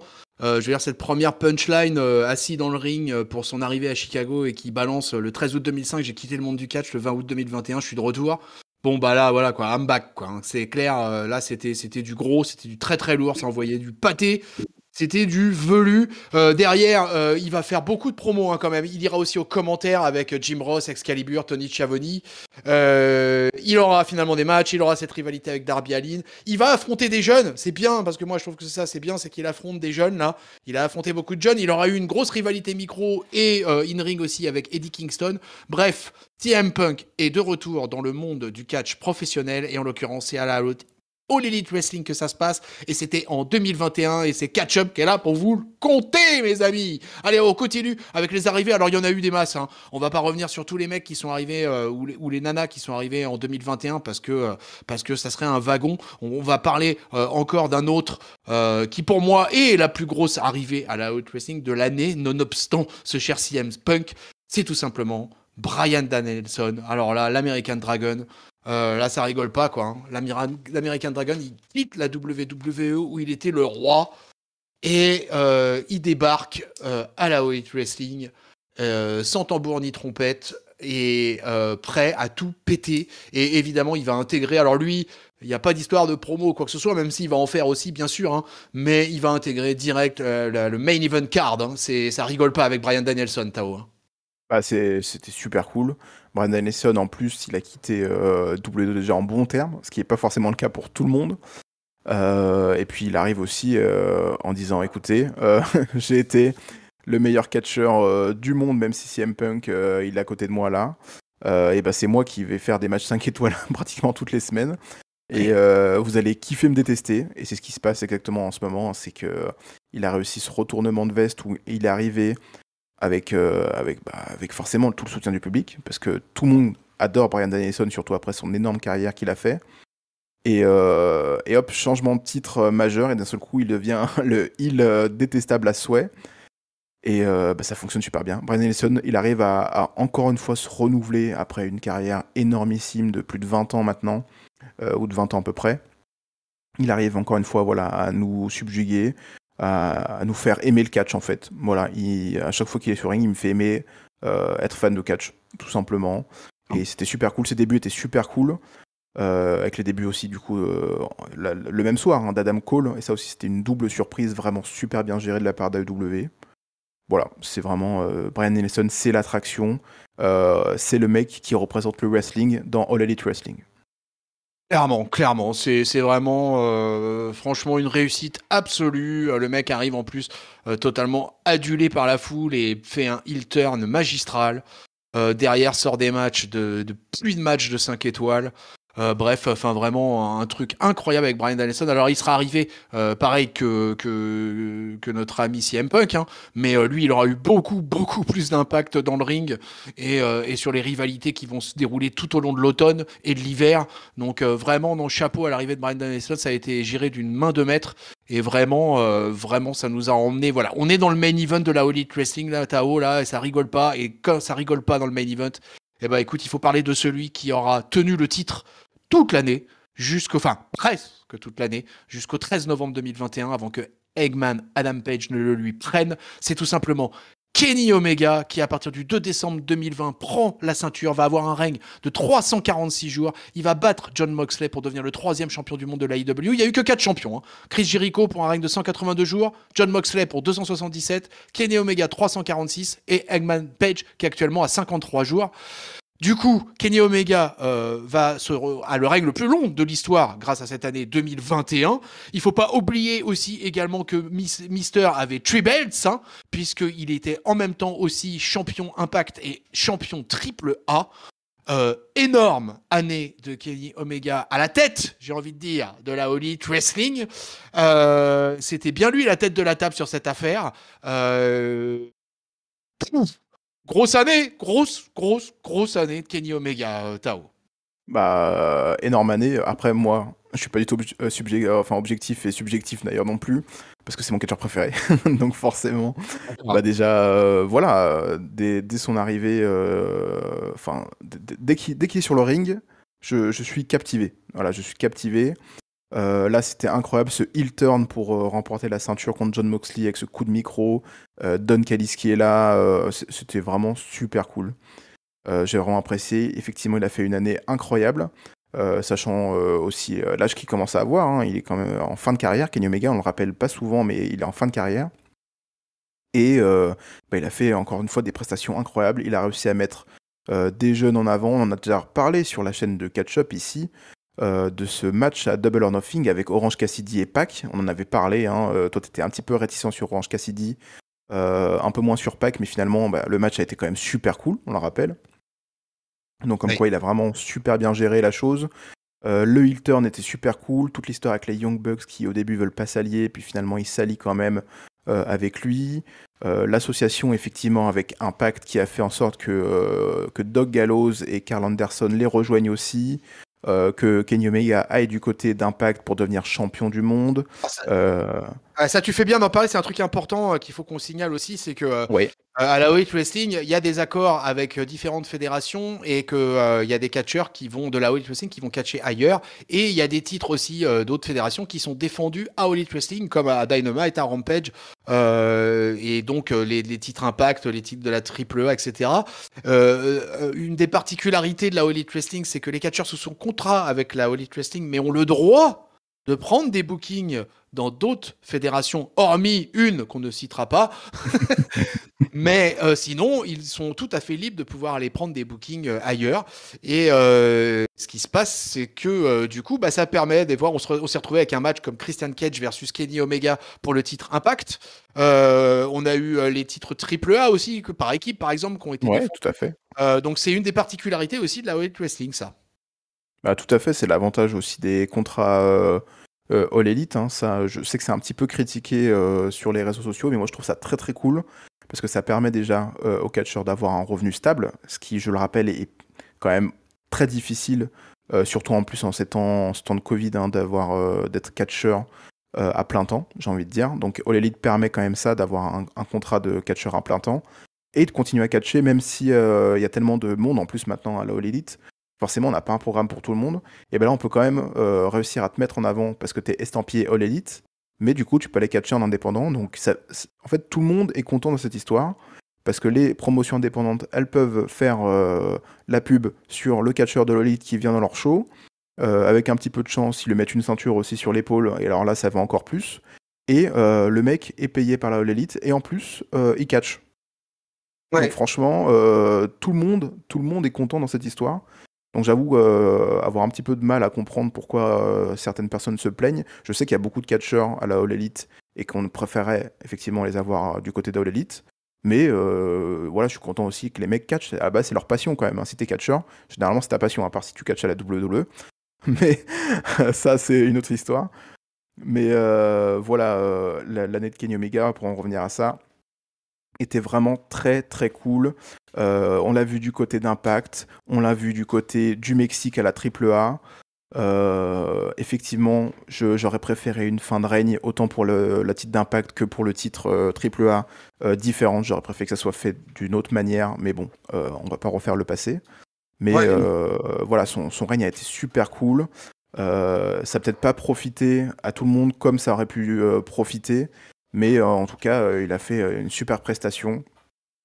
C'était super cool, la fin de son règne, avec toute cette rivalité qui, depuis le début, même depuis avant, j'ai envie de dire, depuis la New Japan, a été menée avec Eggman Page d'une main de maître. C'est peut-être l'une de mes rivalités préférées de au moins ces 5 dernières années, franchement, tellement ça a été bien géré.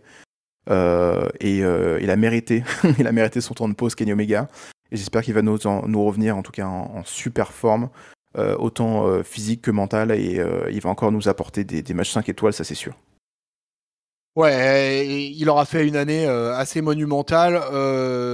Moi, mon seul problème avec Kenny Omega, c'était qu'il détenait la ceinture AAA et que ça m'agaçait prodigieusement. Ah oui, je comprends. Je ne comprenais pas qu'il garde la ceinture aussi longtemps, qu'il la gagne, pourquoi pas, etc. Mais là, franchement, pour moi, il l'a gardée trop longtemps. Il ne la défendait pas. C'était devenu quasiment ridicule sur la fin. Il y À la avait fin, c'était vraiment, ridicule. Hein. on avait l'impression que c'était Dean Ambrose quand il était champion des États-Unis et qui pendant un an il n'a pas défendu sa ceinture, ou c'est Nakamura à l'heure actuelle avec le titre intercontinental, tu vois. Ouais. Donc ah non, vraiment ouais, ça allait pas quoi. Donc ça vraiment ça m'allait pas du tout. Mais sinon après vraiment il a fait une année fantastique. Plus le match face à John Moxley a été quelque chose quoi. C'était dans un Dynamite. Hein. Et vraiment Oui, tout à fait. ouais, dans un Dynamite. Après il perd le titre à Full Gear le 13 novembre. Et là, on va parler quand même de Eggman, Adam Page, Tao. Voilà, Adam. Alors lui, c'est l'histoire de la rédemption. C'est un originel. Hein. Il est là depuis le début. Il a été champion tag team avec Kenny Omega. Derrière, ça a splitté, bien sûr, parce qu'ils ne pouvaient pas s'entendre. Le Cowboy Shit a commencé à naître au cœur de l'année 2021. Adam Page, en fait, il aura eu beaucoup de mal après la mort de Brody Lee. Les catcheurs du clan des Dark Order ont essayé de lui remonter le moral, de le faire rejoindre le groupe. Il a pas mal disparu, il a pris une grosse claque avec l'arrivée des ex-WWE parce qu'il a senti que là le vent tournait et que les arrivées de CM Punk, de Bryan Danielson, de tous ces mecs-là, ça allait être très compliqué. Et puis bah finalement c'est la rédemption, hein. Le Cowboy Shit, voilà un babyface totalement assumé, totalement aimé, des pop monumentales avec le retour du public.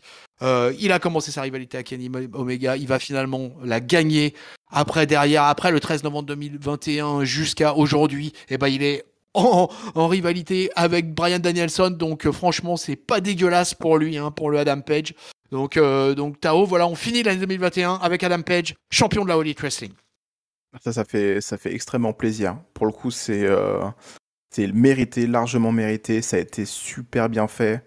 Voilà, je disais, hein, c'est une réalité qui a mis pratiquement 5 ans à être mis en place. Donc, bon, peut-être pas 5 ans exactement, mais en tout cas depuis que Kenny Omega et les Young Bucks étaient à la Ring of Honor et la New Japan.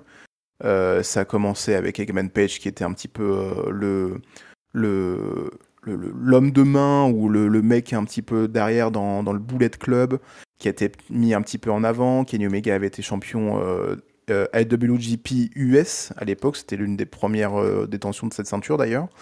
Et il avait perdu cette ceinture contre Jay White d'ailleurs, comme quoi finalement hein, le cercle se fait bien. Et à la fin, Eggman Page, il voulait aller confronter le nouveau champion pour un petit peu prendre la place et tout. Et Kenny Omega l'avait repoussé en mode non, c'est pas ton moment, laisse Jay White célébrer. Et c'est à partir de ce moment-là, en fait, tout a commencé à être mis en place et ça a été super bien fait. Eggman Page, son personnage était super bien géré, de ce cow-boy un petit peu dépressif qui est fini par être alcoolique. Finalement, il s'associe avec Kenny Omega à la All Elite. Ils deviennent champions au début, ils n'arrivent pas trop à s'accorder. Et puis finalement, au fur et à mesure des matchs, ils arrivent à de plus en plus avoir une symbiose tous les deux en tant que vraiment vraie équipe. Et d'ailleurs, je me rappelle, hein, on en avait un petit peu parlé. Moi, j'avais un petit peu des doutes au début de cette équipe. Et force est de constater qu'au fur et à mesure des semaines, l'équipe devenait une vraie équipe, en fait, tout simplement. Ça a été super bien géré. Toute cette fin de règne et cette fin d'équipe aussi a été super bien gérée. On savait exactement où est-ce que ça allait mener. Mais ça a été super bien fait. Et comme quoi, des fois, il n'y a pas besoin d'avoir des surprises toutes les 3 semaines ou des changements d'histoire toutes les 3 semaines pour finalement apprécier le dénouement. Quand une histoire est bien écrite, on est obligé de l'apprécier. Là, c'était très bien écrit. Ouais, c'était assez. Moi aussi. Hein. Moi, écoute, encore une fois, hein, je suis totalement ravi de cette rivalité. Ça a été vraiment génial. Eggman Page, il a été champion à la Ring of Honor. Voilà, un gars de l'Indé qui est arrivé à la All Elite Wrestling, qui a tracé son chemin, encore un autre. Et franchement, qui nous aura quand même régalé. Le match face à Kenny Omega, c'était une masterclass. J'utilise pas ce mot à toutes les sauces, mais très franchement, là, c'était un très grand match. Mais sur cette année, sur les main events concernant le AEW World Championship, on aura eu quand même droit à des sacrés trucs. On aurait droit je pense, alors malheureusement qui se termine mal, mais le fameux Kenny Omega contre John Moxley à Révolution, malgré le truc complet, le pétard mouillé du main event, bah, le match en lui-même avant était quand même plutôt vachement sympa. Tout à fait, il est incroyable ce match, hein. C'est juste la fin qui est foirée. Je veux féliciter Christian Cage aussi, parce que Christian Cage, il nous sort quand même un super match contre Kenny Omega pour en main event de All Out, quoi. Et c'était un très gros match. Enfin, j'attendais pas Christian Cage à ce niveau-là, tu vois. Et franchement, voilà, donc tout au long de l'année, Kenny Omega, tous les mecs qu'il aura affrontés, ça aurait été du solide, du John Moxley, enfin voilà, des mecs comme ça, et avec en plus ce clan, avec The Elite, avec les Young Bucks, tout ça, c'est assez génialissime, ils sont détestables as fuck. Bref, pour moi, opération totalement réussie avec Kenny Omega, et ça aurait été un beau champion tout au long de l'année. Il faut vraiment souligner son année, hein, c'est un des grands catcheurs de l'année 2021, et Adam Page également. Donc, et on peut parler aussi dans les arrivées, alors, pas forcément dans le main event d'ailleurs, mais on a eu droit aussi à quelques catcheurs japonais comme ça qui sont. Tu parlais du titre IWGP US avec entre autres Minoru Suzuki qui aura eu droit à une pop absolument monumentale. On aura eu, je cherchais encore tout à l'heure un peu dans ma tête les arrivées. Celle qui aura eu une belle arrivée que je m'attendais pas, tu vois, par exemple parce qu'elle a une arrivée aussi forte, c'est Ruby Soho, par exemple, tu vois. J'ai été étonné de l'accueil du public de la IW et on en a pas encore parlé, mais le public à la wrestling c'est quelque chose aussi, quoi. Donc, voilà, cette année ça aura vraiment été une année à la All Elite Wrestling pleine de rebondissements et bah, le main event masculin il y aura pas échappé et on aura vécu une belle année 2021 à ce niveau-là aussi. Bah tout à fait, ça a été bien rempli. Les partenariats aussi ont vraiment été, je trouve, super cool. Kenta qui est venu faire une petite pige contre Moxley, ça c'était super cool aussi. J'ai été étonné d'ailleurs, hein, c'était pendant l'été. Kenta qui arrive pour mettre un JTS, alors là, c'était le JTS avant d'avoir le JTS toutes les semaines. C'était cool. Mais voilà, les partenariats étaient super cool. Le partenariat aussi avec Impact, même si sur le coup, il y a des moments où ça m'a un petit peu énervé. Mais franchement, honnêtement, avec le temps, ça a quand même été assez fun. Les clans, encore une fois, c'est vraiment super cool. Il y a les mecs qui sont détestables, les mecs qui sont appréciables. Alors du coup, je sens que là, t'es chaud, là, t'étais en train de te lancer et on va pouvoir terminer là-dessus. On va pouvoir se faire un peu un mot de la fin.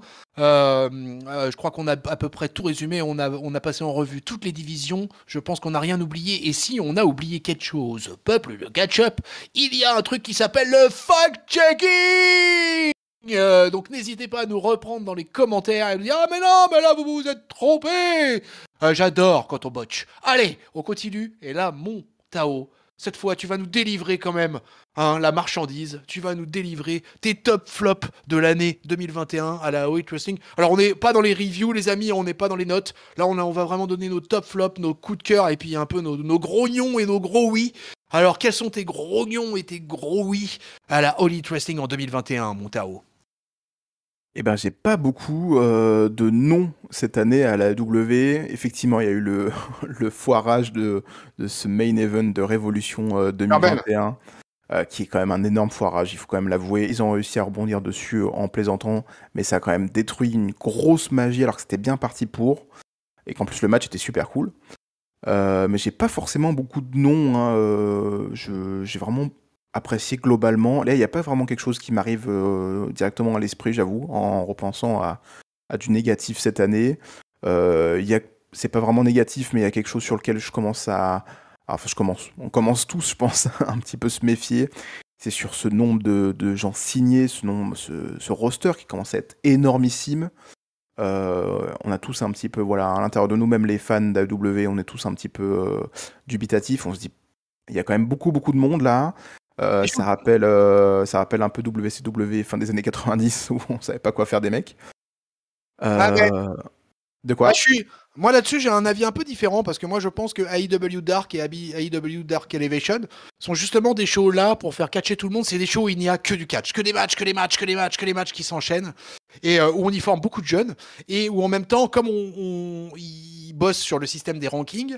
Du coup, on fait en même temps gagner des matchs, j'ai envie de te dire presque gratuits, aux mecs qui sont un peu plus établis, aux low carders, mid carders, etc., qui font partie de clans, de choses comme ça, etc. Et du coup, je suis pas sûr que la profondeur de leur roster va être un problème dans un premier temps. Peut-être qu'effectivement, sur le long terme, ça va être compliqué, mais je pense que pour l'instant, ils ont trouvé une espèce de manière de fonctionner. Tony Khan annonce encore des signatures, hein, apparemment, Ouais, là, encore. le début d'année est encore lancé sur des nouvelles signatures. Donc je pense pas que ça soit un problème dans l'immédiat. T'as peut-être raison sur le long terme. Sur le court terme, en tout cas, au moyen terme, je vois pas ça comme un problème. Bah, alors, je vais quand même mettre de l'eau dans mon vin. L'avantage quand même de... Enfin, l'avantage, ça dépend pour qui. Mais l'avantage de la AEW, c'est que pour l'instant, c'est une promotion qui est quand même très récente. Maintenant, on entame sa 3e année à peine.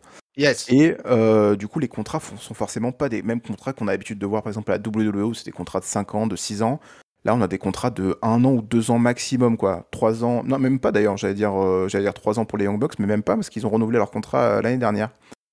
Donc du coup, forcément, bah, ça tourne, quoi. Là, on l'a vu malheureusement avec aussi... Bah, du coup, voilà, je rebondis d'ailleurs, ça me fait penser en même temps qu'on parle.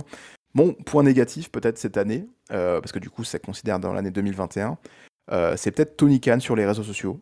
Voilà, je vais, je vais le dire directement. Tony Khan sur les réseaux sociaux, il m'insupporte à des moments, c'est assez fou, parce que j'ai l'impression qu'il n'est pas président en fait. J'ai l'impression que c'est juste un mec. Non, mais il faut que tu suives le fil Twitter de Catch Up, c'est le meilleur fil Twitter de catch au monde. Bah, je devrais effectivement, je devrais plus en tout cas. Ah, mais tu le fais en plus, tu le fais. Mais Tony Khan, surtout, bah, en plus c'est par rapport aux événements qui sont passés la dernière semaine forcément, de ce tweet assez gratuit où du coup il explique qu'il a pas renouvelé Big Swole parce qu'il trouvait qu'elle catchait pas assez bien. J'ai trouvé ça mais d'une gratuité totale, alors qu'en plus elle est plus du tout sous contrat avec eux, donc du coup elle était juste en interview avec un média indépendant de catch pour parler à peu près de sa situation, ce qui s'était passé, tout ça, sans en plus être méchante, hein, dans cette interview-là, et Tony Khan s'est permis de tweeter des choses comme ça. Je trouve pas ça forcément bon, ni pour la publicité d'AW, déjà qu'il y a beaucoup de gens qui détestent encore AW, c'est aussi par rapport à ce genre de choses, j'imagine. Mais voilà, bon, peut-être que mon point négatif de l'année, ce serait Tony Khan sur les réseaux sociaux, qui voilà, il se comporte un petit peu comme un adolescent à des moments, ça m'insupporte beaucoup, ouais. Ouais, top. T'es top. Et mon top? Ouais, t'es top ou t'es top si Mes t'en as top, plusieurs. bah, T'as mes le top, droit à plusieurs, c'est là, on est au comptoir, on va se resservir un petit verre de Château Choc Slam de la Muselière et ça va te motiver pour te trouver un petit top. mes top, j'ai envie de dire, la AW dans son entièreté. J'adore cette promotion. J'adore comment ils rebondissent à des moments où peut-être qu'ils prennent des directions qui seraient peut-être pas les bonnes. J'apprécie ce qu'ils ont fait avec Cody. Et franchement, pour que je dise maintenant, hein, après cette fin d'année 2021, que j'apprécie ce qu'ils ont fait avec Cody Rhodes à la W, c'est quand même qu'il y a eu vraiment beaucoup de travail, parce que vraiment c'était très très mal parti. Mais j'apprécie vraiment ce qu'ils ont fait avec ce retournement un petit peu de situation de Cody là, qui assume son côté Homelander, hein, de The Boys, le côté du pur américain qui en fait beaucoup trop et qui devient insupportable. J'apprécie vraiment ce qui se passe, j'apprécie les rivalités qui arrivent, j'apprécie en fait regarder du catch toutes les semaines, parce que je regarde du bon catch, parce que je regarde des histoires qui avancent. J'ai pas l'impression que d'une semaine à l'autre, d'un seul coup, on part sur un tout nouveau programme, une toute nouvelle histoire qui n'avait pas de rapport avec les anciennes. J'ai juste l'impression que les histoires font qu'avancer, que les mecs progressent, qui sont là en fait pour devenir les meilleurs en fait. Et c'est ça que je kiffe à la WWE, c'est qu'en fait les mecs ont envie de devenir les meilleurs et quand ils catchent, j'ai l'impression que les mecs veulent être les meilleurs. Ok. Du tac au tac, ton catcheur de l'année à la All Elite Wrestling? Oula, oh putain, c'est dur, hein, tu me poses vraiment Ah, des mais questions ouais, difficiles, hein, quand ouais, même, mais hein. il faut bam, bam, bam! C'est un catch-up ici! Ah bah là, qui est-ce que franchement, Comme ça, tu sors un nom.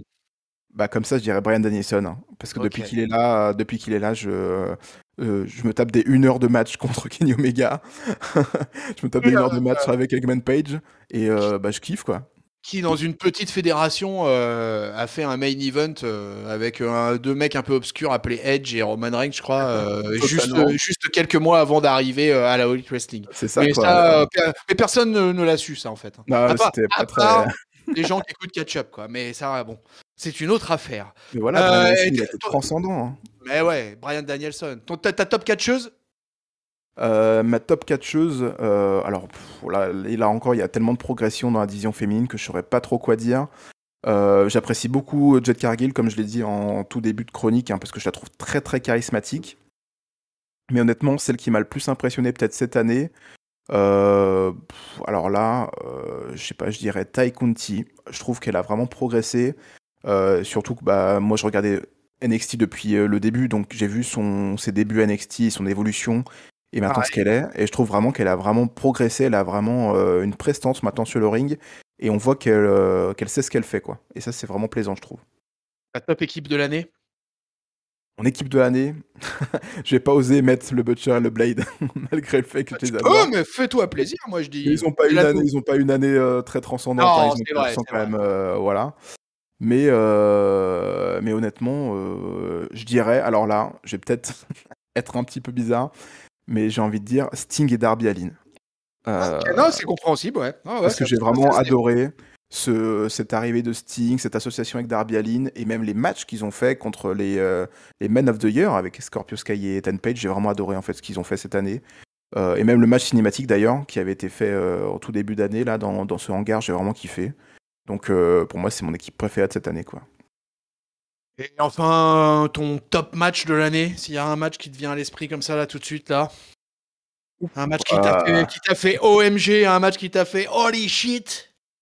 Ah là là, j'ai envie de dire Darby Allin CM Punk. Darby Allin CM Punk, c'est peut-être mon match. Alors, j'aurais pu, encore une fois, miser sur Bryan Danielson, parce que là, je suis sur un terrain sûr.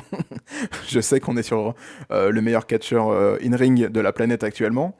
Mais du coup, je vais quand même un petit peu sortir des sentiers battus, et je vais dire CM Punk Darby Allin, parce que déjà, premier match de CM Punk depuis 8 ans pratiquement.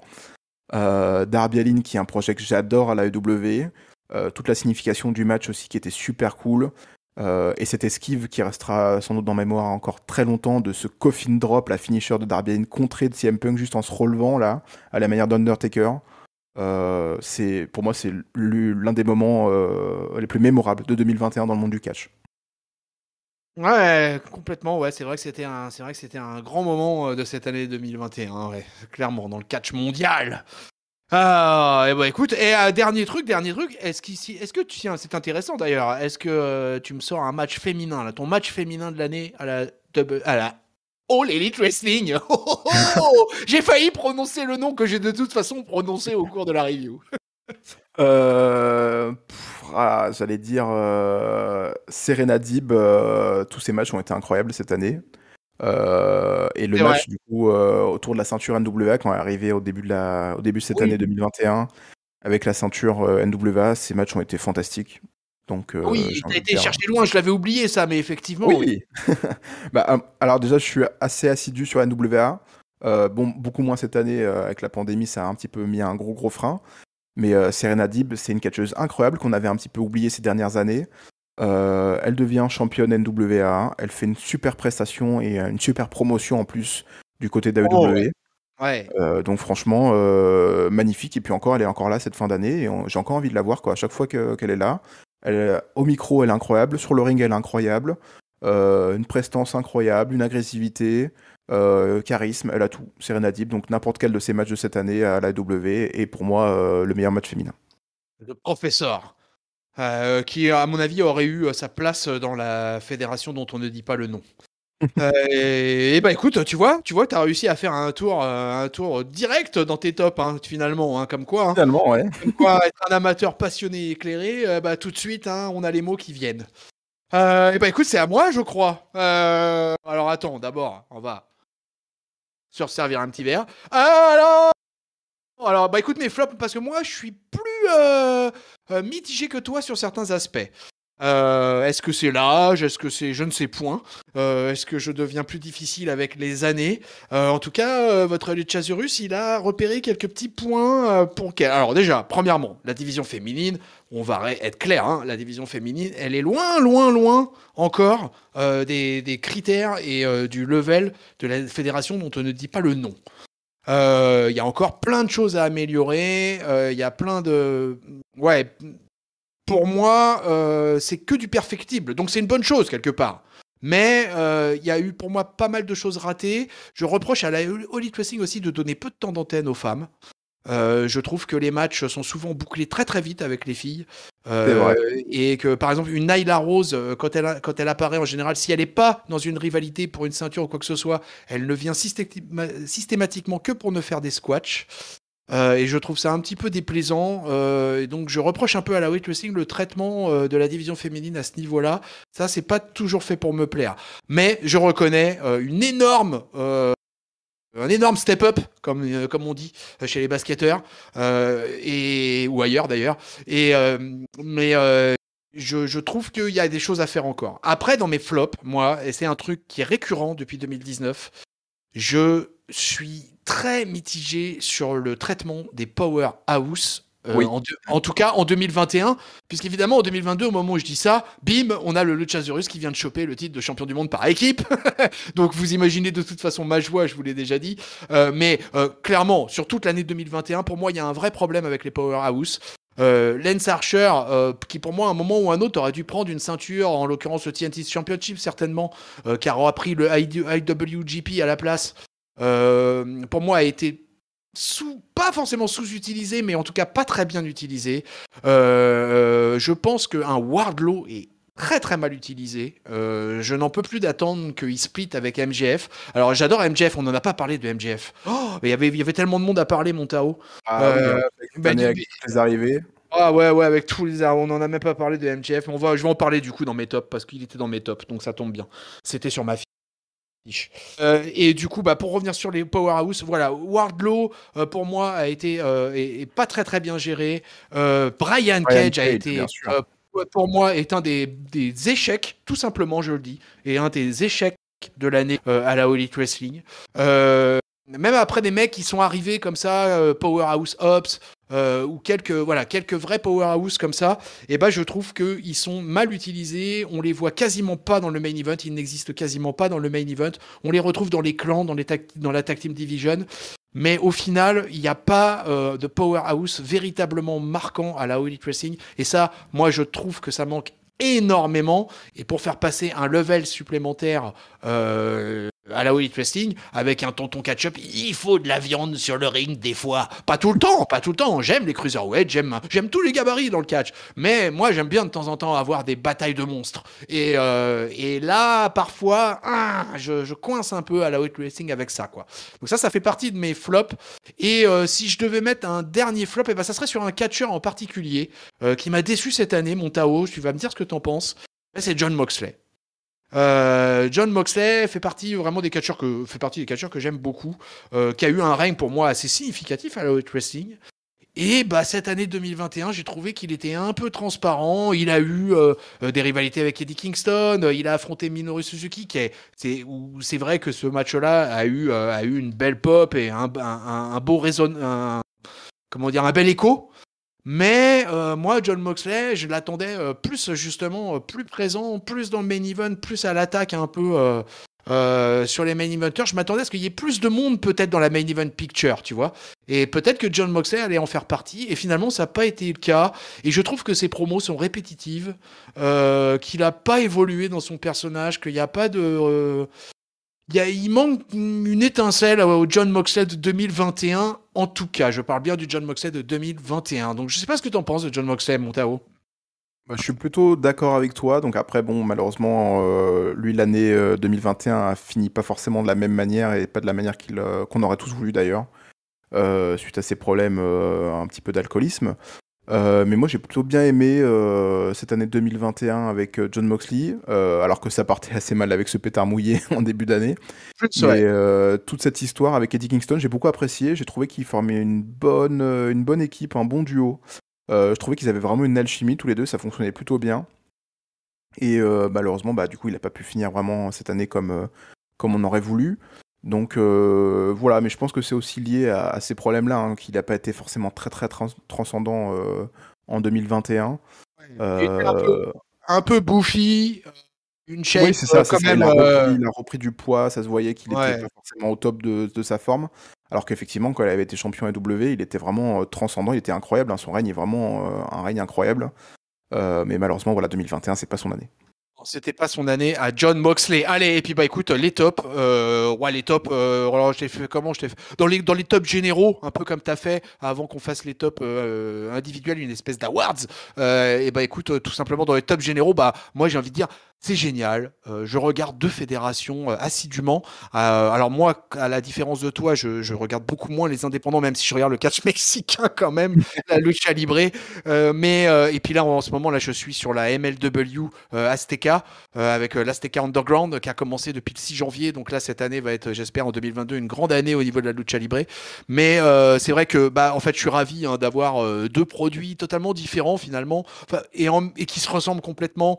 Donc ça reste du wrestling, ça reste de la lutte professionnelle, ça reste du catch, et c'est du bonheur et la haute wrestling. Voilà, j'ai déjà expliqué, j'adore tout ce système de clans et tout ça. Pour moi, ça c'est une complète réussite. Ça m'a enchanté tout au long de l'année 2021, comme ça m'enchante depuis 2019. C'est un plaisir de voir cette fédération grossir, gérer ses talents, gérer son booking. Tout me semble assez cohérent. J'ai pas l'impression qu'on se fout de ma gueule quand je regarde les shows. Il y a vraiment, il y a de la qualité, il y a plein de trucs comme ça vraiment qui me plaisent à la weight wrestling et vraiment ils ont réussi à m'accrocher. Alors peut-être que c'était facile parce que je suis un fan de catch et tout ça, mais je connais plein de fans de la WWE qui détestent la weight wrestling et vice versa certainement. Moi, je fais partie de la catégorie j'aime les deux, j'aime les deux mon capitaine et c'est formidable, je trouve que au duo du demi-siècle qui me contemple, bah, j'adore ma vie fan de catch à l'heure actuelle. Et merci la All Elite Wrestling pour cette année 2021. Dans mes tops, alors on avait fait quoi? On a fait catcheur, catcheuse, match et tout ça. Et bah écoute, c'est simple, je vais donner mon top pour le meilleur catcheur de l'année. Bah, je vais le donner, moi je vais le donner à Adam Page. Vraiment, moi, parce que je l'ai découvert, et ça, c'est un des trucs que je trouve fun. C'est que je le connaissais pas, ce catcheur. Je l'ai découvert quand il est arrivé à Elite Wrestling. Je l'ai découvert dans son run de Tag Team Champion et tout ça. Je savais qu'il avait été champion Ring of Honor, mais c'était tout ce que je savais de ce garçon. Et j'ai découvert et j'ai trouvé toute cette année superbe. J'ai trouvé tout ce qui s'est passé avec le Dark Order de grande qualité, toujours émouvant, toujours en même temps dans la compétition. Et il a grimpé tout au long de l'année. Et c'était hyper intéressant de voir tout au long de l'année à se dire, ah mais putain, où il en est, Adam Page? Et qu'est-ce qui se passe et tout ça? Il y a eu un espèce de hiatus pendant l'été, et puis finalement il est revenu fort, et vraiment la rédemption et tout. Enfin, c'est tout ce qu'on aime dans les histoires de catch. Enfin, en tout cas, moi, tout ce que j'aime. Et donc, vraiment, Adam Page, je lui donne mon top. Bravo, il finit avec la ceinture en novembre 2021. Et c'était une belle concrétisation face à un superbe champion qui a été Kenny Omega. On ne cessera de le répéter. Pour les filles, eh ben, écoute, mon top, je vais le donner. Alors, c'est peut-être facile, mais je vais le donner à Britt Baker. Alors, je vais donner un co-top. Je vais donner d'abord pour la mid-card, en fait. Je vais donner Penelope Ford, parce que Penelope Ford, c'est ma chouchoute de la Elite Wrestling. J'adore cette fille. Je la trouve jolie, je la trouve athlétique, je la trouve rapide, je la trouve cohérente dans son catch, qui enchaîne ses mouvements toujours de manière judicieuse.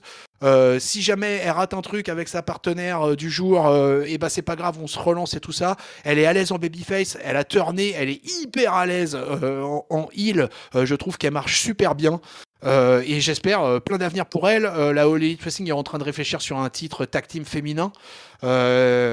C'est un bon ajout, je pense. Est-ce que ça serait un bon ajout? C'est à voir. Celui à la fédération dont on ne dit pas le nom, c'est plus compliqué, mais parce qu'il y a très très peu d'équipes. Bah, il y en a deux. Ouais, voilà, ouais, ou trois peut-être.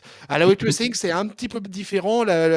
C'est un petit peu différent, donc peut-être qu'à terme, The Bunny et Penelope pourraient nous sortir une belle tag team division. Pourquoi pas chez les filles?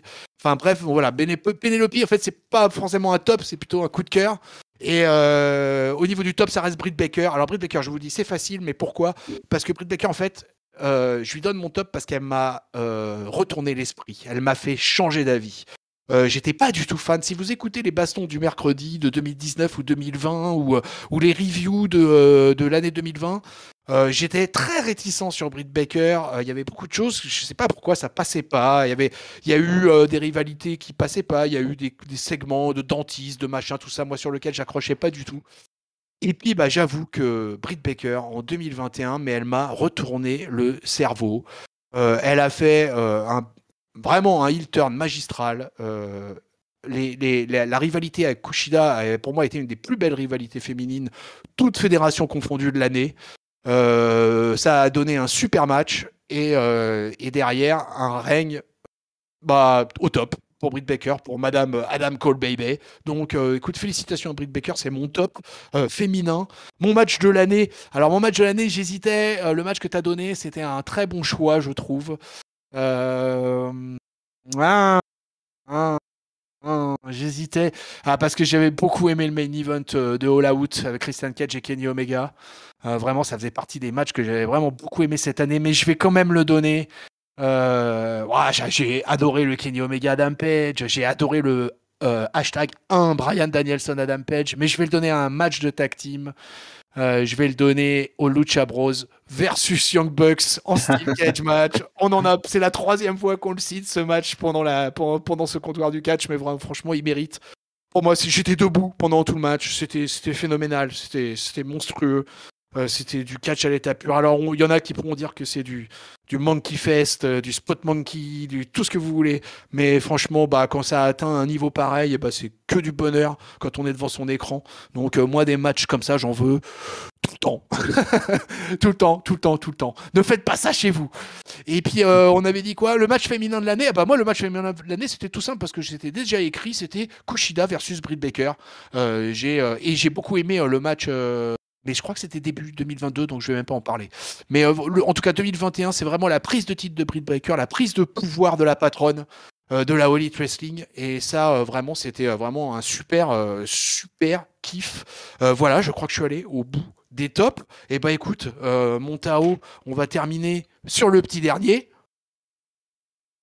Et le petit dernier, écoute, ça va être tout simplement déjà de souhaiter que l'année 2022 soit aussi riche que celle de 2021 pour la All Elite Wrestling.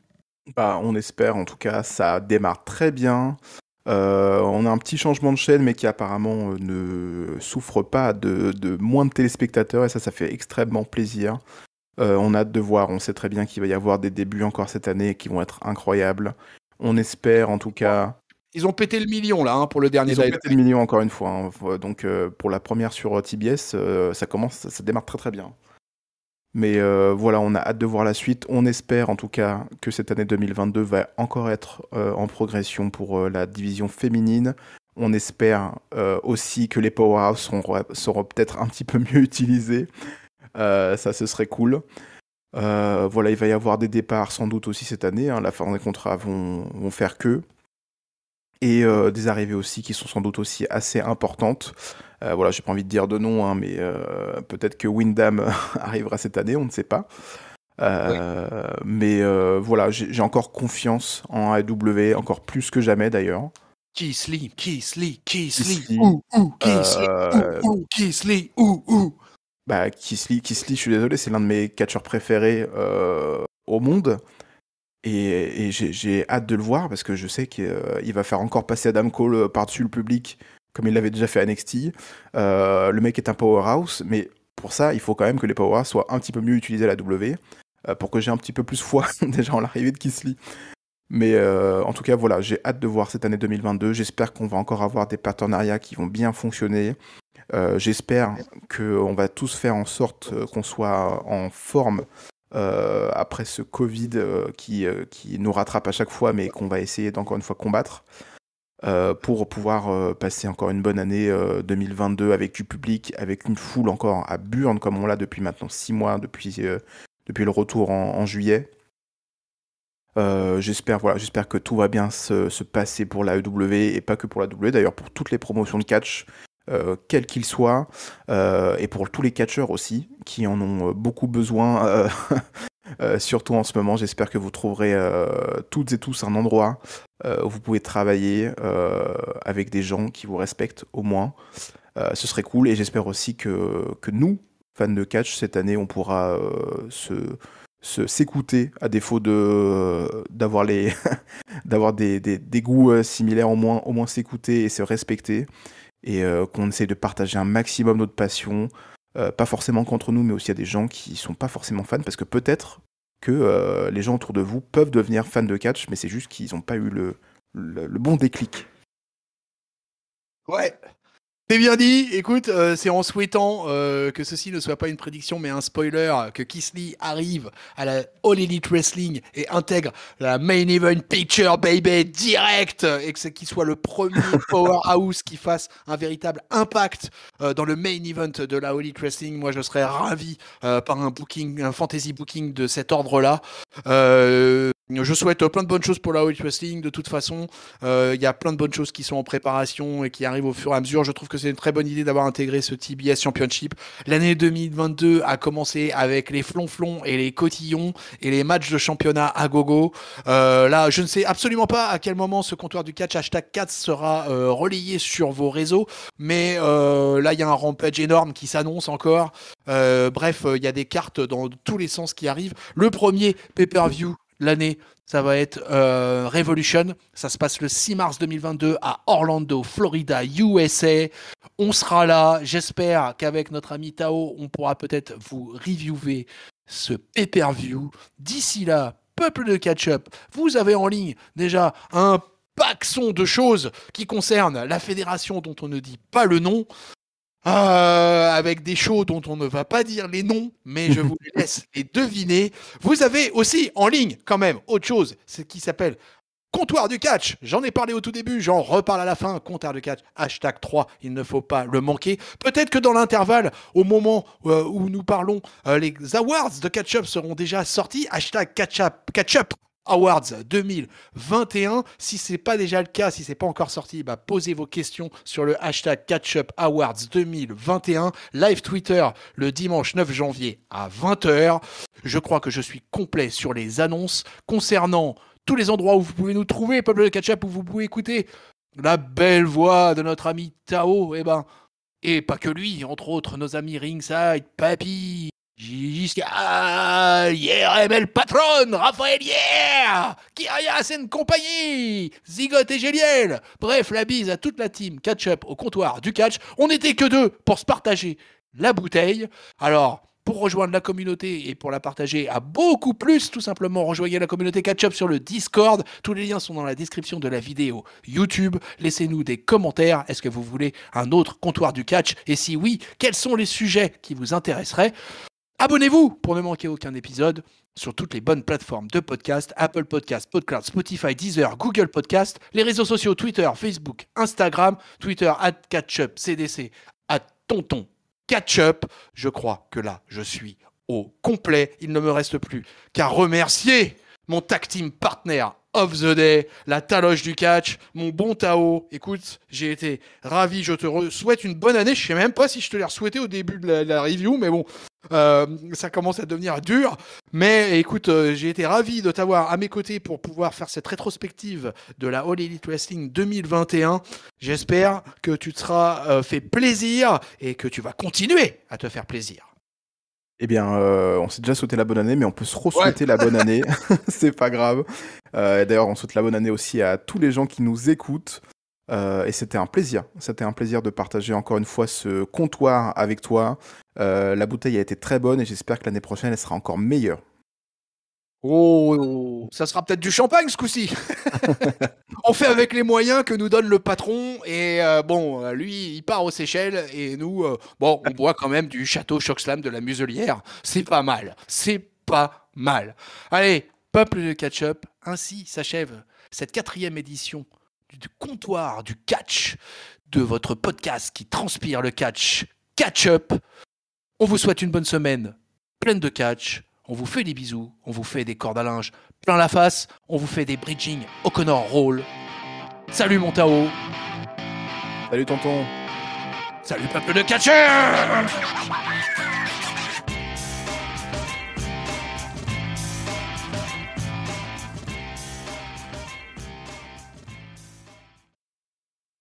Papy et Géliel, spécial dédicace. Va falloir que vous veniez l'écouter et puis que vous laissiez du commentaire, moi je vous le dis quoi. Bande de haters!